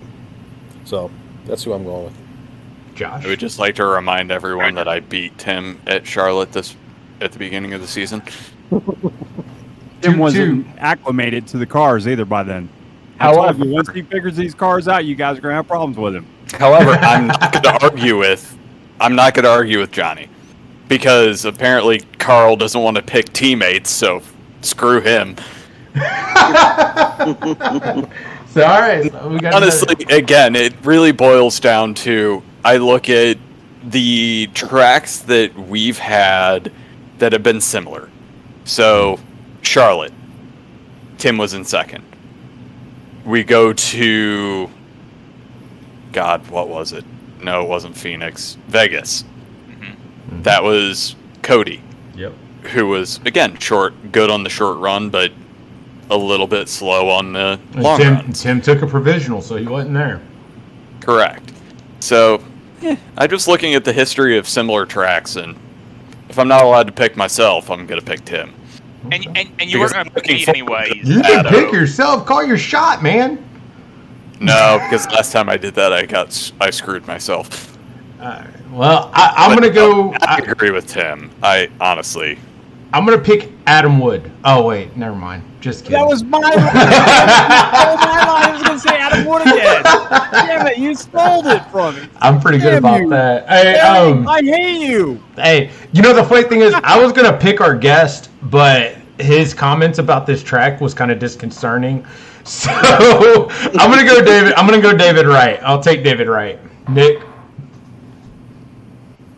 I'm going to pick Josh. That's a good teammate.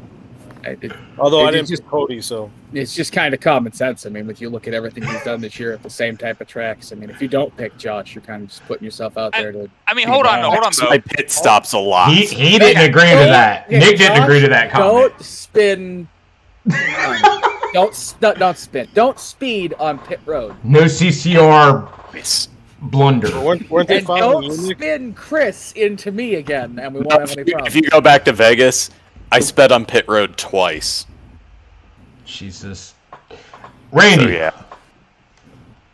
I'm going with Tim St. Jean. I think he'll win this thing in the Guitar Attic Chevrolet. And it's going to be good to see the number 6 in victory lane again. And let's go with our special guest, Mr. Shrillo. I'm going to go with the Pasta Man, Mr. Ziti. Oh, I like that. I like that. Pick, though, actually. It is a good pick. I mean, he didn't run this week. Had, from what I heard, issues. Yes. Computer issues, internet issues. So, great pick, man. Hey, Anthony, we really appreciate you coming on, man, and we're definitely going to get you back out here, man. And we're glad you're back racing. Yeah, me too. I appreciate you guys having me on here. Back, man. And you can always reach out to me. I'm only down the road from you, so. Yeah, I'm going to get some of your old secrets. You look like a skunk. I don't think he wants to talk to you. Yeah. There are old secrets. You wouldn't have mask on this time. It was worse when it was blue and black, right? Yeah. Exactly. Fair enough. Actually, when it was blue and purple, it was a lot worse. Fair enough. All right, man. Well, hey, have a good one, Anthony.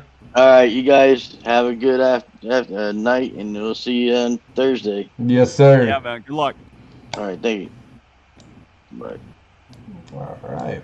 Well, always good to have him back. So let's take that switch of gears. Gotta go get another Miller Lite to match Johnny. First off, all right, hold on real quick before we do that. So I went and bought beer this evening, right? My wife went and got my wife went and got me and my kids dinner, so I had to take my kids with me. And I go to Walmart and I'm going to buy beer. And I was like, you know what? I've been drinking a lot of Yingling lately. Let me switch it up. I couldn't get Modelo because they didn't have a 24-pack of Modelo in 12-ounce bottles. So I was like, well, fuck, screw it. I'll just get Bud Light. And I grabbed Bud Light and I put it in my cart. And my 8-year-old daughter looks at me and she starts laughing and she goes, they're going to make fun of you tonight on your show because you're drinking Bud Light. So, because of that, I've now had to switch it back to Yingling. So, my 8-year-old guilted me back. So, I'm sure she came in here and seen you guys drinking Miller Lite. She'd make fun of you. But let's talk the truck race. Fortunately, we haven't got to call the last 2 weeks. It's always been one of the better series that's been in the league, right? I mean, we see a lot of clean racing that comes out of TNT and good racing, but it seems like the truck race, man, is competitive. So, yeah, first of all, I want to say congratulations, Carl. I was at work last night, and I think I was on a call, and I'm watching while I'm writing a report, and I was like, holy shit, he made that work. I made a similar move in practice once, going out there. Actually, Joe Dinsmore kind of pushed me to the lead, but for you to do it by yourself like that, that was a power move, and that was amazing. Well, thank you. I got very lucky. You made your move at the right time, and you made it stick, man. Dude, that was awesome. I'm not gonna lie. Yeah, that was awesome. So going back to the trucks, as you know, we started out in ARCA. We had issues with a lot of the issues you guys had last night with bumpers hooking and stuff. And we decided we needed to go to something more stable. So the truck series, and it was a little bit of a learning curve there for a lot of guys coming up, especially from TNT into the trucks. A couple guys coming to mind that have greatly improved their truck handling. But yeah, man, especially since they've come out with the new tire package and the tires sticking better and we're not spinning out as much as we were, man, the truck races have just been awesome. And this week was no exception. It was a lot of fun, and especially for a track that none of us have really run. Well, if you stop hitting the wall, Yeah. there's only so much I can do to help you, Randy. I tried not to hit the wall, and that time I actually ran into Kevin Haas. He stopped me from hitting the wall. So, I mean, at this point, instead of giving you tips, your tip is going to be don't hit the wall. I mean, that's how can I get fat, bro? Just don't hit the wall. Like, you're fine if you don't hit the wall. Every week. Let's just run Nashville every week. I'm about ready to drop out of that series and go back to TNT. We would welcome you with open arms. However, my Friday mornings would be boring not getting to hear you call the TNT. That's true. How about I call it from inside the car? Hold on. You already have trouble not hitting the wall. Actually, I drive better when you're talking. And burn. You know what? I'm just going to go race with the R Factor cars. How about that? I almost did. I almost did, too. Oh, man. But Go ahead. Continue what you were saying, Johnny. Sorry. well, the funny thing about Motegi, or what, however you say it, is I put it in the schedule because I thought, man, this would be fun. That they ran it a long time ago, and Danica won there or whatever. Only race. Yeah. Well, there's no setup for the trucks, so I had to come up with it. There's a couple tracks in the seasons that we made reference to this last night on the air. By the way, no, sorry, real quick, Johnny, because you're gonna love this one. Justin said, "We need someone to treat that burn. Is there a firefighter in that house?" Yeah, well, I don't have my toolbox. Alcohol with butterbeer, I'm all right, man. Yeah, it'd be all sticky then. So I will comment that setup, it wasn't for everyone, but it was set up in the exact way that I love to run. That it's, you know what, if I decide to go a little bit hot coming out of a corner and I may hit the wall, yeah, just give it a little more gas. It'll bring the back end around. So the funny. Let me talk about it real quick. We were doing in the before the race, we were practicing. Johnny, I'm asking Johnny how to set the car up, and Johnny's going, I made this setup, but I did it like 2 months ago. I don't know how to drive it either, so we're like trying to figure out how to drive the damn car. So that's what I was starting to say is like 2 months ago, I knew this was coming up, and I had some free time, so I got in the car and spent like an hour coming up with a setup. What I found out really quickly last night, like following Daniel Shirley around stuff, is that I was driving it completely wrong or different than everybody else was. So I was actually pretty proud that I came up with a setup like that I was over driving, and the fast guys figured it out, and then even by the end of the race I had figured it out. But yeah, it was just a lot of fun, and I'm glad that the setup held up. Hey, so real quick, I've got to respond to this. John said Danica gets a win, Larry gets a third place, who was better. I don't know who commented as far from our media group on that. John, obviously me, because of my competition was a lot stiffer than Danica's. So obviously my third. Dude. Obviously my third, okay? I'm just throwing that out there. Really quick, I see that Kevin Dietz is watching, and I want to give a shout out to him. Hey, he's the father of the TNT League. he may have even been the person that asked me to join way back when. I don't even remember. And you guys should bring him on sometime. I would love to get him on. I would love to get him on.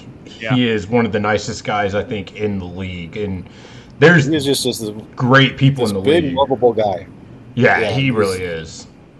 He really is. So, which, by the way, real quick, while we're talking about people being so sweet in the league, and it kind of comes to what you guys preach on about the league, right? We're at Friends for Racing Friends. This should be a night, gentleman style league. It's funny. I posted my baby registry. Justin Anderson went out there and bought the most expensive thing on it and sent it to my house. You know what I mean? Like that, by the way, because we're not friends on Facebook. Well, I don't know what to tell you, Randy. We are friends on Facebook. I know. I didn't see your baby registry. I don't know what to tell you. Yeah, are we friends? I don't know. We're not. Oh, that's the problem with Facebook is if you have a lot of friends, sometimes you miss stuff. Never saw anything about it. I like how my teammates are like, "Wait, we're not friends." Team chat. I know I'm having a baby. Yeah, right. You're having a baby? This is happening? You're married? I don't send friend requests. I don't send friend requests. People want to be friends with me, so I wait on the friend request to come. See, I'm the same way though. That too, but I keep getting all these little Asian girls, and I'm like, I got a follow request today on what's that social media one, Instagram, and it was the Guitar Addict, and I was like, oh yeah, let me follow him back. On Instagram? Yeah, thanks, Randy. Oh, that's right, I did send that to you. See? Yeah, thanks, Randy. See? But I know that guy. But so I got to bring up the fact that. Oh yeah, go ahead. If you continue on. Is it going back to the friends racing friends? Yeah. What you're talking about. That's something that was. I want to say preached to me, but that's what they told me the league was all about when I joined. And I'm like, cool. Here I am. I've been a firefighter for 27 years now, and I was doing it back in college. So my time has always been limited in the league. I was always welcomed into the league to race when I could. And everybody in this league, from the fastest guy, and back then it was Tony Kelly and Dave Traeger, to the slowest guy, which was probably me, everybody was nice. And everybody was willing to You were the help. slowest. No, well, you weren't the slow. You were slow, but you were the slowest. Right, I was learning, and we had to dial up back then and all that stuff, and everybody was always willing to help, and that's kind of the same thing we have going on now, and that's something that we've always wanted to continue on. We want this to truly be a family-like atmosphere, and it always has been. And back in the late 90s, we started doing the get-togethers, the Southern get-togethers. And I finally was able to make one in Charlotte. Back then they had the silicone motor speedways at the malls that you could go to. And I had actually worked at one here near Chicago for fun. That's where I met Dale Jr. and Sr. They came for the opening. And we actually when we did the get-together, we actually went there and we rented the place out and we raced each other. And somebody brought a trophy. I have that trophy sitting around here somewhere. I ended up winning. I had an unfair advantage. I knew how to drive those cars since I worked there. But, to get together like that, it was great to meet guys. Got to meet Joe Dinsmore, Keith Makta. Is that how you say it? I don't even remember. I don't know either. Taz, a lot of guys, and it was a cool trip because actually on the way down, I stopped at Bristol Motor Speedway, and this is pre 9/11 and stuff, and I probably shouldn't even talk about this publicly, but I stopped at the track. It was like 4 o'clock in the afternoon. The gate to the track was open, and I took my little Toyota Corolla around the apron of Bristol Motor Speedway and got the hell out of there before anybody even noticed. And I tell you what, when you're driving your little car around Bristol and you see that banking, at first I'm like, I'm going to drive my car around the banking. There's no way. It is intimidating. I will tell you this. Tim Springer was down here the last week, and Tim had mentioned to me that Ed and him were talking about actually doing another get-together, and hopefully that will come about. So having it at Darlington. So I could do that. That's kind of what I'm getting at. Is Ed and I a couple months ago started talking about, man, we got to get a get together. We have to have a get together. And yes, since you mentioned it, we are talking about having it at Darlington. We're trying to work out the formalities, whether it's going to be at the track or just in the town of Darlington. We're trying to get the track to let us come to the track. So, but mark it down, everybody that's watching. Actually going to be a year from this weekend, and it's kind of fitting that you had me on this weekend. I'm like, that is awesome. We're planning to get together for June 11th of 2022. So everybody mark your calendars down. We'll take the weekend off of racing, and we'll all meet in South Carolina and get together, have some beers, have some food, and have a great time together. All right, I just need to figure out who's going to pick me up from Charlotte. I can. I mean, I'm 3 hours from 40 Charlotte. minutes, I'm 3 hours. You're an hour away from. I'm 40 minutes from Darlington, if that. So. Yeah, but see, you're in South it's more Carolina. who's got to pick me up in Charlotte. I'm in I gotta North figure out what Carolina. airport I can get to that's going to get me there, Hey, because if you get to 100%, I will be there. Josh, Go to did Raleigh. you get in trouble once this Go to- year already for booking a flight without telling someone? You should probably That tell was my her this wife. time. You should I will tell probably her in tell advance because I have more prep for this one. He's got a good You point, could have had though. more prep for that one. You could have waited 25 minutes to book the flight and said, "Hey, honey, guess what?" Wanted to take advantage to where it was only like 5,000 points rather than 12. Did you want to take advantage of the points, or did you want to take advantage of the? If I already did it, she can't say no. Oh no, she would say no. And then he's just out. Or trying to get a refund. No, hey, flying to Raleigh, man, that's only an hour away. That's even closer. If you fly Sprint, I think it only costs like $30. I absolutely will never go on that flight or on that airline. Drive there. It's only like a I did, that's why I said 27-hour that. drive. I'm going to need Tim St. Jean to meet you on a connecting flight as well to fly in this way. Man, I'll pick you both up. If we'll he carpool flies down. through Toronto, I will join him. I will probably drive down, so if I need to pick up anybody, I will. And Joe's commenting on the feed here that he'll pick anybody up on his way down. So we could make this happen. Hey, just rent a bus for the Yankees, and all the Yankees just come down in a damn bus or something. I'm just looking at it this way. Johnny's 6 hours from me because I've made that drive to Chicago like way too many times in my life. Mm-hmm. And then when you start going south, then it just kind of sucks. So hold on, hear me out on this. What if you drove down to Dayton, met up with me in Dayton, Johnny drives to Dayton, meets up with us in Dayton, we'll just carpool from Dayton. He's coming from Chicago, so he's going to come through Indiana anyways. Well, that is true, but I do have an agreement with my wife. My wife's going to go sit at the beach in Myrtle Beach while we're doing this. So, bring the fam. Bring the fam. And also, there's better beaches than Myrtle Beach. I can help you out with that. Yeah. That's true. Yeah, there are. That's facts. But we're kind of getting sidetracked here.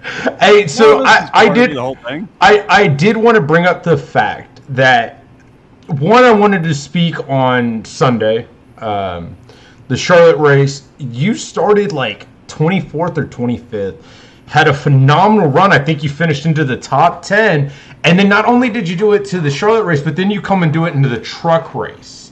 So I got to know, one, you're having phenomenal runs from the back, but are these planned? Are you trying to grab those extra points? Or? So last Sunday, I had to work.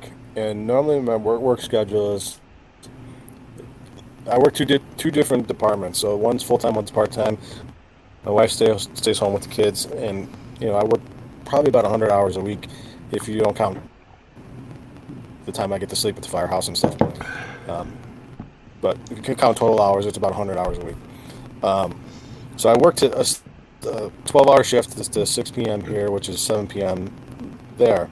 We got a call like at like 5:30, and the person we picked up wanted to go to one of our farther hospitals, and I was like, I'm gonna miss the race. So I literally called home and had them registered me into the race as I was driving home. And I got home just as qualifying started. Now, I didn't take an EOL at Dover, so I was supposed to start in the back anyway, so no big deal. I scarfed down some food and I hopped in the race with no practice. I couldn't even set up my wheel the way I wanted to. But Charlotte being Charlotte, I kind of just went into tire conservation mode, and I had ran some laps there in practice, so I didn't know what was going to happen. I felt bad for Adam because Adam was on fire that night, and he got caught speeding in the pits, and it threw his night off. And he would have definitely been in the top 5 that night. But I just kind of drove conservatively and worked my way up, and I ended up finishing 12th at Charlotte, which I was happy with. I needed another 5 laps, and I was catching the pack that was in front of me. I think a lot of guys just like to run hard there, and then all of a sudden the tires go away. I kind of like to run conservatively and just kind of manage my tires there. And the same thing like Wednesday. Even though I designed the setup, I felt the setup was pretty good for running there. I never had a chance to go back up and kind of go back into the sim and fine tune it, and got, I want to say, lucky with the setup. Everybody liked it. Well, Josh says not everybody liked it, but I loved it. Like it drives exactly like I like. Yeah, it turned out to be really well. And once I followed some of the faster guys and figured out what they were doing, especially downshifting in 3 and 4, I found myself being fast. And the cool thing about Wednesday night is the way the strategy was playing out. I think the first time we pit, I just took, I think the caution came out with like 15 laps into the race. I just took fuel only. And then the next stop was a caution. We took 4 tires. And then when we started that run of green flag pit stops, I think I was running like 15th or so. I had started like 22nd, and I was running a pack of guys, and I wanted to get ahead of them. So I only took 2. And at that point, everybody started their green flag pit stops, and it catapulted me up into the top 5. So here I am running like 4th, and I think we only had like 15 laps left in the race, and I'm like, oh man, I only took 2, and 2 tires worked really well there. I was really surprised. Sometimes when you take 2, you end up being loose, and it had a little loose feel to it, but I think it actually worked in my favor somewhat. But the leaders who had been in the top 10 made their pit stops, and they all came out staggered as well, and they were fast, but I was able to stay in that top 5 for a while. And then I slowly started seeing Joe come up, and I knew Joe was going to get me. But I'm like, man, if I can finish in the top 5 or top 7, I'd be really happy. But then those last 2 cautions came out, and I was like, oh, that just screwed everything because we were all spread out. I probably could have easily stayed up in that top 10. But I did get lucky and was able to finish 8th, and that was actually a lot of fun. So I have to ask you, you being an admin, we're talking about the truck series. What, specifically regarding the truck series, what do you think drivers in the truck series need to improve on? That's a good question. I think just like in any series is taking the time to learn the tracks. A lot of guys tend to jump into practice and not take the time to actually set up their wheel and stuff right. And if anybody's ever having problems with that, there's a lot of us that can help with that. When we first started back up, A lot of guys forgot what offset was and steering ratio, and I'm one of them. I'll admit I had to look up exactly how that all worked again. And that does make a big difference at certain tracks. Brake bias is another one. At the race on Wednesday night, I think I had my brake bias about 55%. Yeah, it was 55. We ran 55. Yeah. We both would run the same setup. And then I would crank it down to 52, I think, during the runs. So to me, that helped me out. I would like to say, but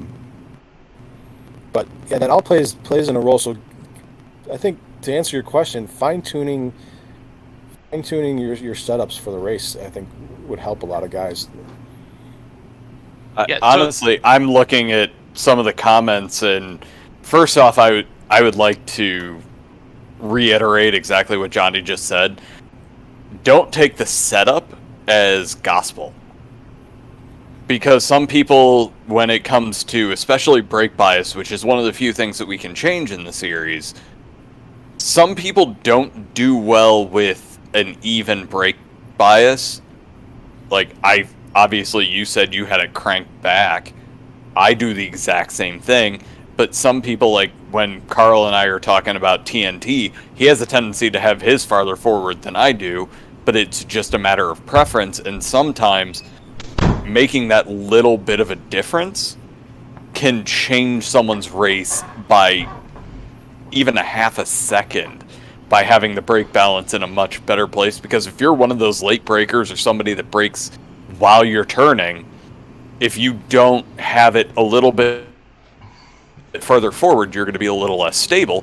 Whereas me, I'm a little bit earlier of a breaker and a lighter breaker, to where if it's farther back, I know I can keep that back end from sliding, but I'm going to be faster through the entire turn. Well, and that you're actually leading to my question I wanted to ask. It's I know a lot of times, like we'll start on a TNT race or something, and a lot of the guys who have less experience will say things like, "Hey guys, what should I set my steering ratio to?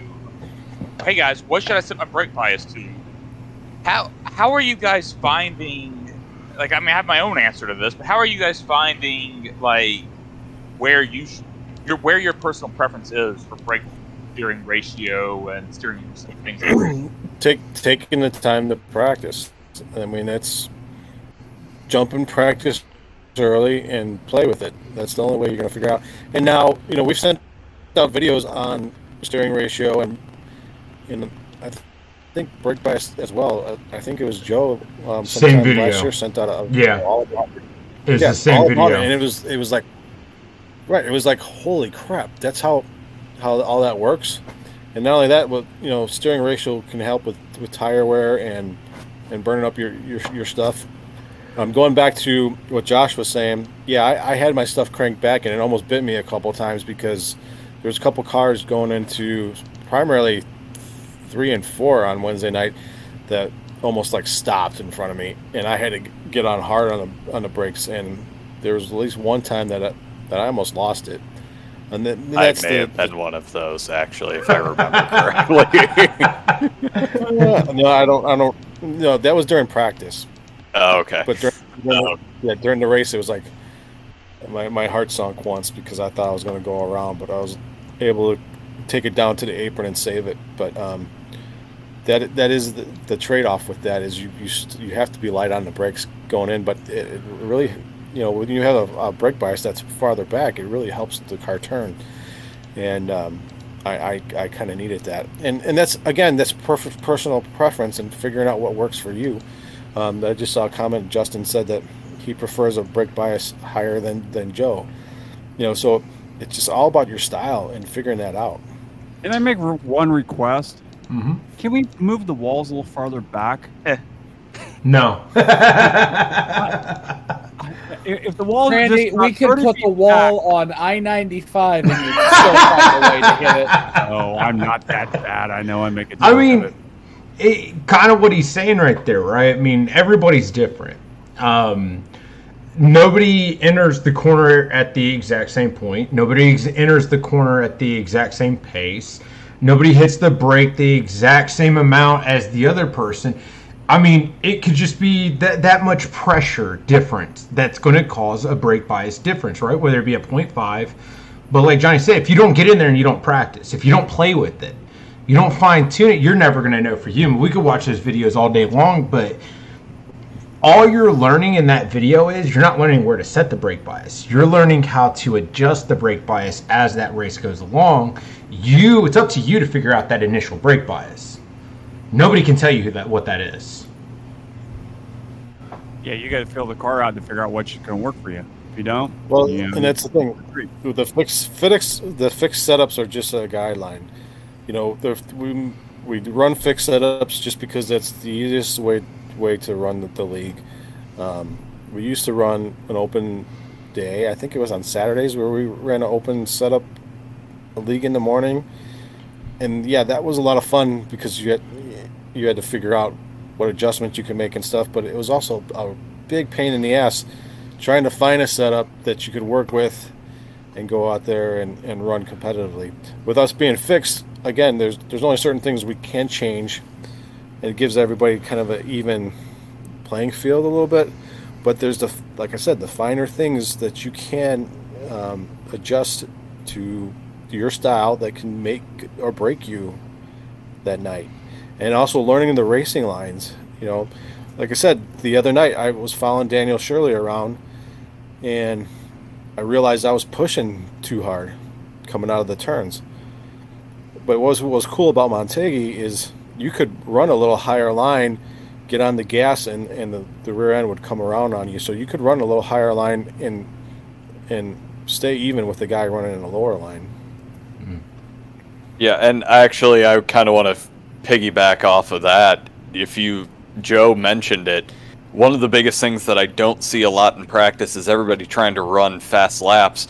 Not many people try to figure out, okay, if I get stuck up on the high line, how am I going to handle that? People only run the fast line and don't really necessarily learn what a secondary line may be. If I'm stuck on the low line, this is my breaking point. If I'm on the high line, is this my breaking point? Yeah, let me talk a little bit about that. At the Cup race at Charlotte, and I want to give out a shout out to Brandon Bernhardt. Him and I were racing side by side later in the race for position, and he was totally making the high line work at Charlotte against the wall.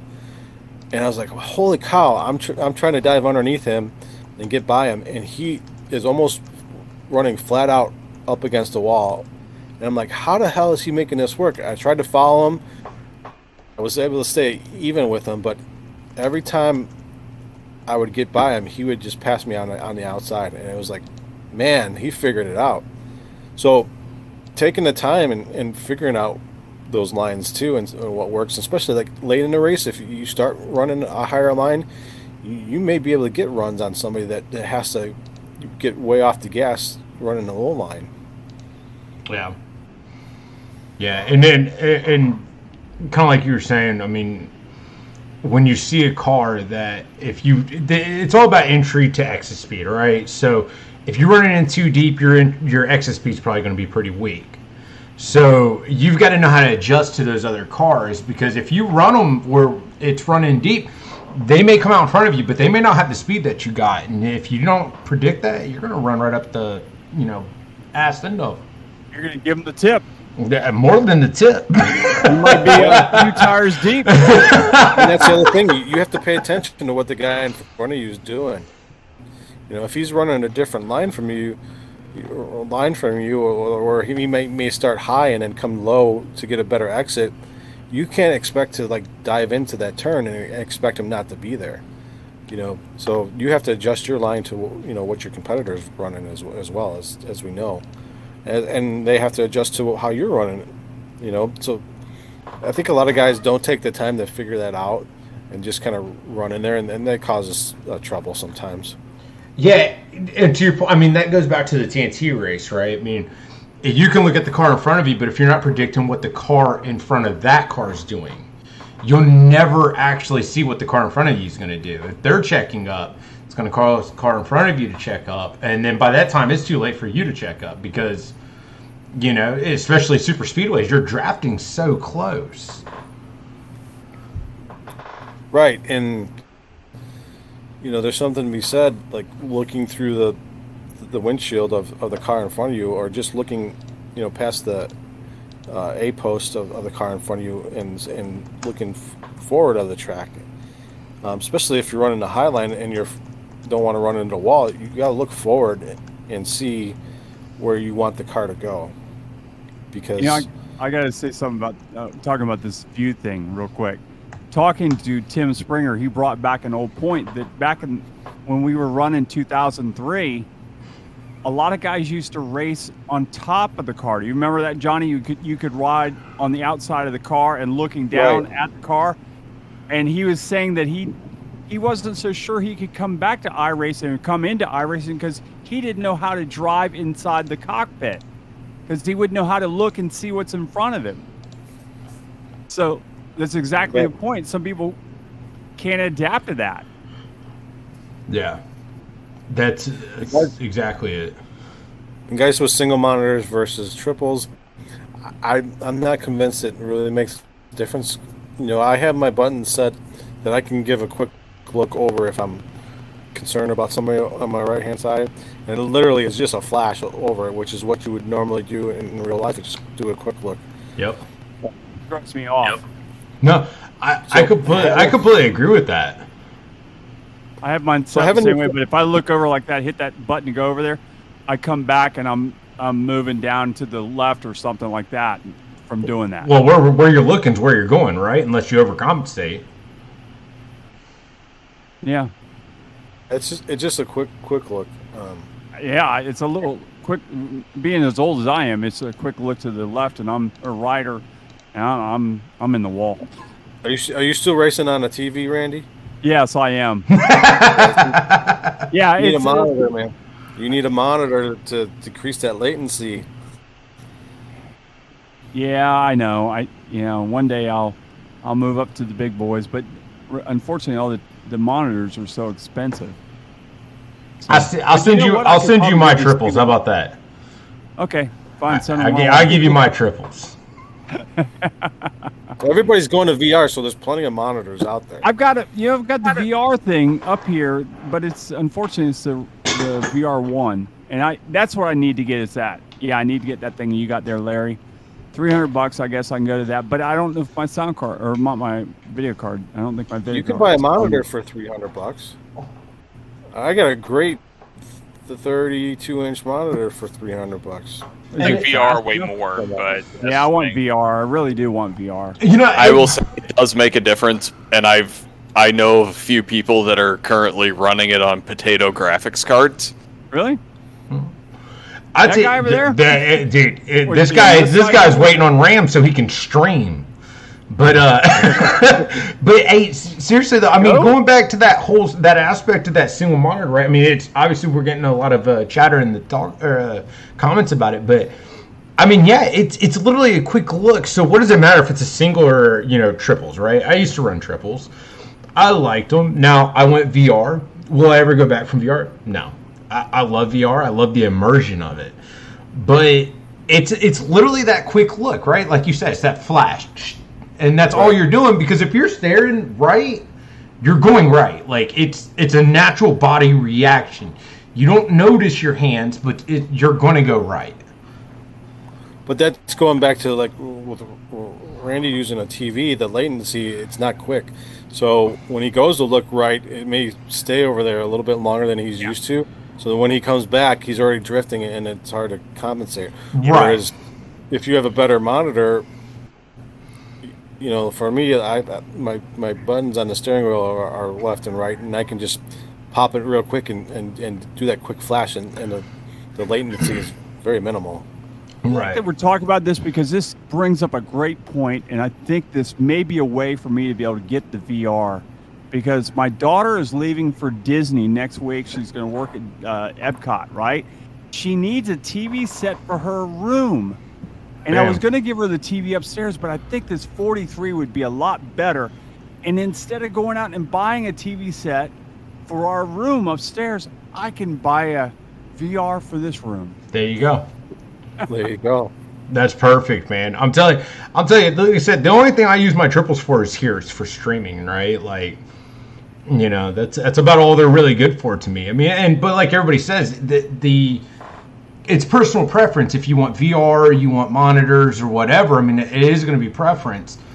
After I went VR, I don't want to go back, but what brought that whole conversation on it is watching that car in front of you, right? As long as you can see that car in front of you, not even that, but that car in front of them, and that adaptation, right? Because, I mean, as an everyday person, you're used to just driving with what's in front of you.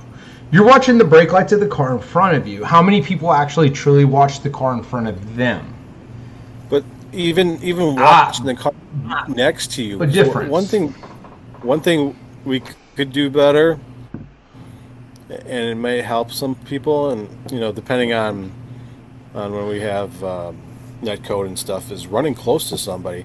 Because if you go in a turn and you guys know if you're way high versus the guy running down on the white line, you're gonna most likely be slower than him. But if you can get closer to him and be comfortable running closer to him, you're gonna be just as fast and if not faster than that person running the low line. And that's where, like, taking that quick look over and seeing how close you are makes a difference. Yeah. But if you're if you're uncomfortable and you can't do that, you're going to have a tendency to run farther away from them, and that's just going to make you a little slower. And one thing I want to add on to that, I mean, this is something I've talked about before, like, you know, the kind of difference between like hard tracks and good, you know, easy tracks or whatever. Like, I understand, like, a lot of times, like, there's some easy tracks out there that you know, the best driver doesn't always win, but you know, on a lot of the hard tracks, sometimes, not always, but sometimes you have, you know, almost every lap run under caution. And if you're running under caution, guys aren't learning how to drive. Like, I mean, I look at TNT last year, massive improvement this year, even last night, which wasn't great. You know, we had races we were running, like, you know, 75% of the race under caution. I wasn't learning anything about driving next to other people. I would like to say that I was learning not to running my teammates under caution, but I didn't learn anything about that either. That was last night, but it's not fun for that. But I think, you know, that is one nice thing about running the tracks that are a little bit, you know, your mile and a half and stuff like that. Things are a little bit easier. That, you know, you have more green flag laps. Guys start to kind of learn how to run with each other. Actually, real quick, sorry, I want to say something to that. Believe it or not, you can take some sort of learning curve out of running under caution. And I say that because of this. What did we just speak about? Learning to watch the car in front of them, right? Either which way, it doesn't matter if you're at 100, 200 miles an hour, 400 miles an hour, or you're at 20 miles an hour, 50 miles an hour. You're still watching that car in front of them, because what causes that accordion effect, right? This car just coming off pace a little bit, checks this car up, then it checks this car. Well, all it takes is one person not to be paying that much attention. This person checks up. Well, if you don't predict this, you're now checking up. The car behind you now is checking. And this is where that accordion effect comes in at. It takes all of us out. The only thing it doesn't do is you don't get that comfortability at speed. So you can gain some sort of learning from running under caution, just you're not going to get it at 200 miles an hour. Which again, I mean, I agree with that. I absolutely don't disagree. Right. I wouldn't. I think that's one reason why I'm like trying to push like a lot of the guys who are more aggressive, and especially the TNT series, like be a little bit more patient. If we can run green flag, we're all going to get better at this, because I get better every single race I run in, not about everything else, but I mean, I haven't gotten worse. I mean, that'd be impossible for my first race. So I've gotten better every single race. So as long as you're green flag racing, you're getting better at a faster rate than you would under, you know, a caution-filled race. Of course, I mean, the more laps that you can run under green, the more you do learn. I mean, it's just track time. If you're running under caution, you're not learning anything other than following the guy in front of you. I challenge everybody when we race this week, is take the time and look forward ahead of you, and you'll find that you may be more comfortable running your line, your race, doing so than to just be watching the car in front of you constantly. And that keyword constantly, right? You still have to do those checks. Like, don't think that you can just watch the car in front of them and just ignore the car in front of you. It's a check. It's example. So it's got to be a check. How many times do guys run off into the wall, and the guy behind them runs right into the wall too? Yep. It's because they're following that guy, following that bumper, and it happens all the time. Yep. Exactly. So, you still have to look at you still need to use your braking points, your acceleration points, and looking ahead on the track to see what's going on. And looking ahead, another point is, especially when somebody's wrecking, how many times do we see somebody come barreling through a wreck, 10 seconds after the wreck has happened because they're not paying attention to what's going on ahead. No brakes. Well, no brakes. I mean, come on. I mean, we see little yellow flags waving and stuff in front of your face, and it still happened. Still going full speed. Days of Thunder. Oh, no, I can make it through. What are you doing? I'm eating ice cream. Nah, I mean, I completely agree with that. It is one of those things. It's, what do they say? If racing was easy, everybody would do it, right? I mean, there's always going to be that learning curve of understanding who's doing what. I want to, if you don't completely comprehend what's being said, there's a video on YouTube, and it watches a race car driver's eyes. All right, they do a shot by shot. They do the front of the car, and they do the race car driver's eyes, and watch how much that dude's eyes move, because his eyes never sit still. He's never looking just forward. He's looking forward, left, right, forward, left, right, forward, left, right. It's always a check.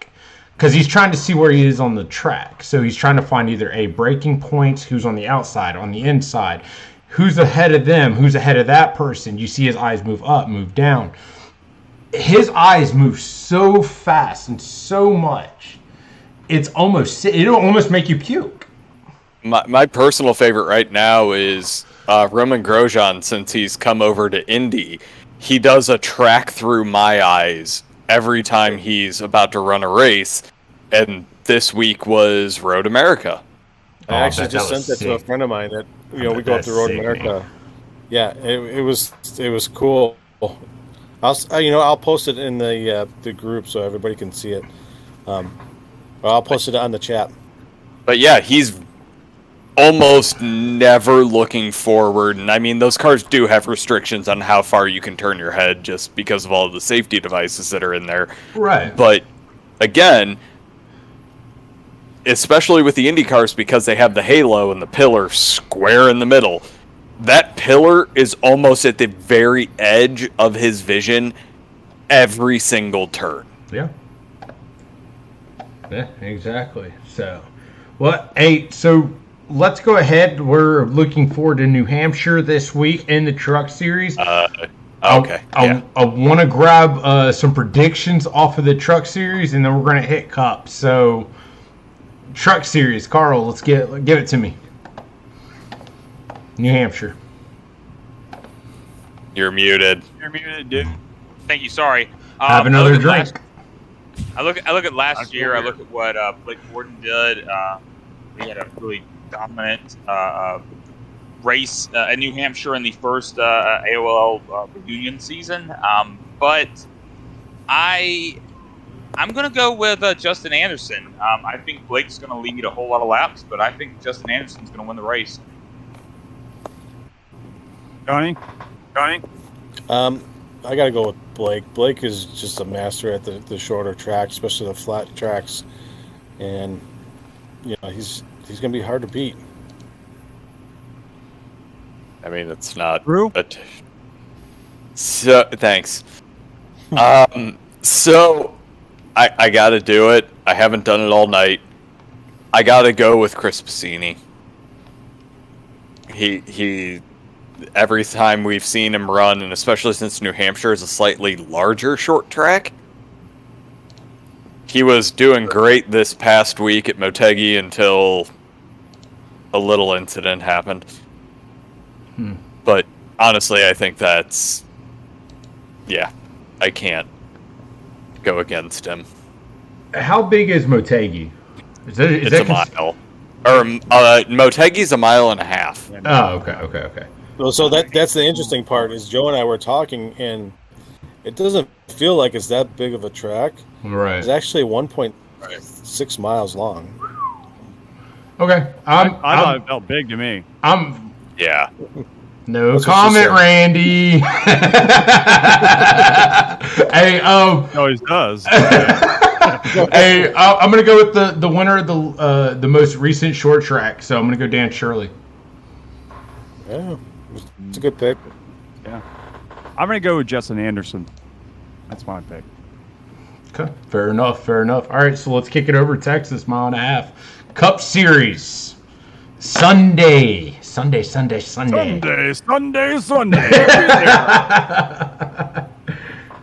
it to me. Unmute yourself, please. Yep, I got it this time. I am going to also pick Justin Anderson for this. Blake is sort of hit or miss at mile and a half, and I've already set the precedent that I'm not going to pick a teammate, so I'm going Justin Anderson. Fair enough. For Texas, if we can get night race, love that. If we can get green flag runs, then I got to go with the man who just realized that the brake sensor wasn't up to speed and he replaced it. But that's Mr. Joe Dinsmore. His brake sensor failed on him a couple weeks ago, and he realized that it hadn't been working for quite some time. So he's got that thing dialed in now, and as we saw in the truck series, he almost ran Blake down, and definitely was a contender. So I got to go with Joe. Hey, real quick, to caveat off what you said right there, I got Dan Lisa up right now. To prove your point further, he was fast. He has the fastest lap of that race of Motegi. Awesome. So, I did not realize that his brake was off that much, and that actually for that long, and that actually explains a lot. Fair enough. But I'm going to go against the team thing on this one, and actually this is more just because he's been there for a while. I got to go with Tim. He's been killing it on these intermediates, and he's also been really moving up towards the front in the Cup Series, and he had a fourth this past week. I think he's officially at the point where he's felt out iRacing and going to be fighting everybody. Oh, no, he hadn't figured it out yet, because once he does, you'll know. Trust me. First off, I love Tim. He's so working on it. Tim, I still need a Canadian coffee, but I want to point out I never agreed to this whole I'm not going to pick a teammate thing, so y'all can kiss my foot. No, majority of GFM is CCR, so I'm not. No. I'm going with my natural pick in the Cup. I'm going with Hanner. Bro, I mean, this dude won 4 of the last 6 races. He's won at Charlotte. He's won at freaking Darlington, Kansas, Talladega. Like, I don't understand how this dude has been dominant since he's come here. I mean, I'm not going to say, like, yeah, he's guaranteed to win every week. I mean, we see Justin Anderson, Dan Shirley, they've won, you know, whether it be at COTA or Dover. But, Blake, man, get ready, man. I think you're giving that alien status up.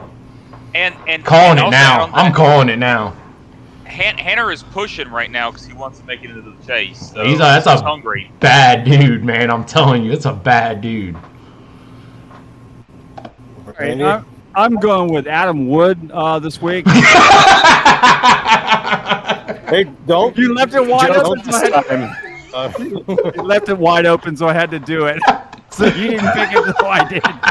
No, actually, my pick is Josh Hanner as well. I'm going with him too. I really like what this guy's doing a lot, and if the if the real guitar player in the league can't win, I might as well give it to the second best guitar player. Absolutely. And out in the comments, man, Mikey Killer, thank you. I got the love from Mikey Killer for this week at Texas, so to all y'all. Sorry to let you down, Mikey, but Hey, I got the love as well for the TNT series. Hey, this has been a fun show, man. We ran a little over than we normally do. But it's been an absolute blast. Johnny, man, thank you for coming out here and having out. We're going to get you back because we know you got a lot to say and you're a great endorsement and ambassador for this league. So we're definitely going to have you back out. Maybe hopefully one day we can have you and Joe at the exact same time. That'd be interesting. Oh, that would be cool. Really shit up the whole broadcast. Joe and I are Joe's probably my best friends in life, and he's somebody I can rely on all the time, and it's been that way for many years, which is again a product of this league. I didn't know Joe before this league, so No, I didn't know you guys either. So yeah, I met everybody through a guy by the name of Randy Hopkins turned me onto the league in a Best Buy. That's how I found the league, and then he turned me on to the AOLL or AOLL thing on AOL, and this group. That's how we found each other. Yep. Remember that? Yep. Randy is my best friend. You're my best friend. Yeah, we're off tonight. Randy, hey, kick us off, man. Hey, thanks for coming, Johnny. Yeah, thanks, Johnny. All right, folks, you've been watching the Ghostfire Media podcast here on the Ghostfire Media Network. Don't forget, we've got racing coming up this week, starting on Tuesday night. The IVRL Butt Kicker Series kicks off at just before 7 o'clock. Then Wednesday night, we'll be back at the Sportsman Division on the AOLL series of Sportsman. Then Thursday night, it is the TNT Series, Guitar Addict Series. And then we'll be back here Friday night again with these cast of characters. I don't know if I'll be here. I can't remember if I have a gig or not. And then we will be Sunday night this week and next week. We've got the Cup Series. So always remember, Sunday nights are always Cup. And it's got Carl Henderson and Josh. Making that call. So, yep, making the call. So I'll just say it from all of us here at Ghostfire Media Network. Thanks for watching. We'll see you next week. And so long from the Sunshine State.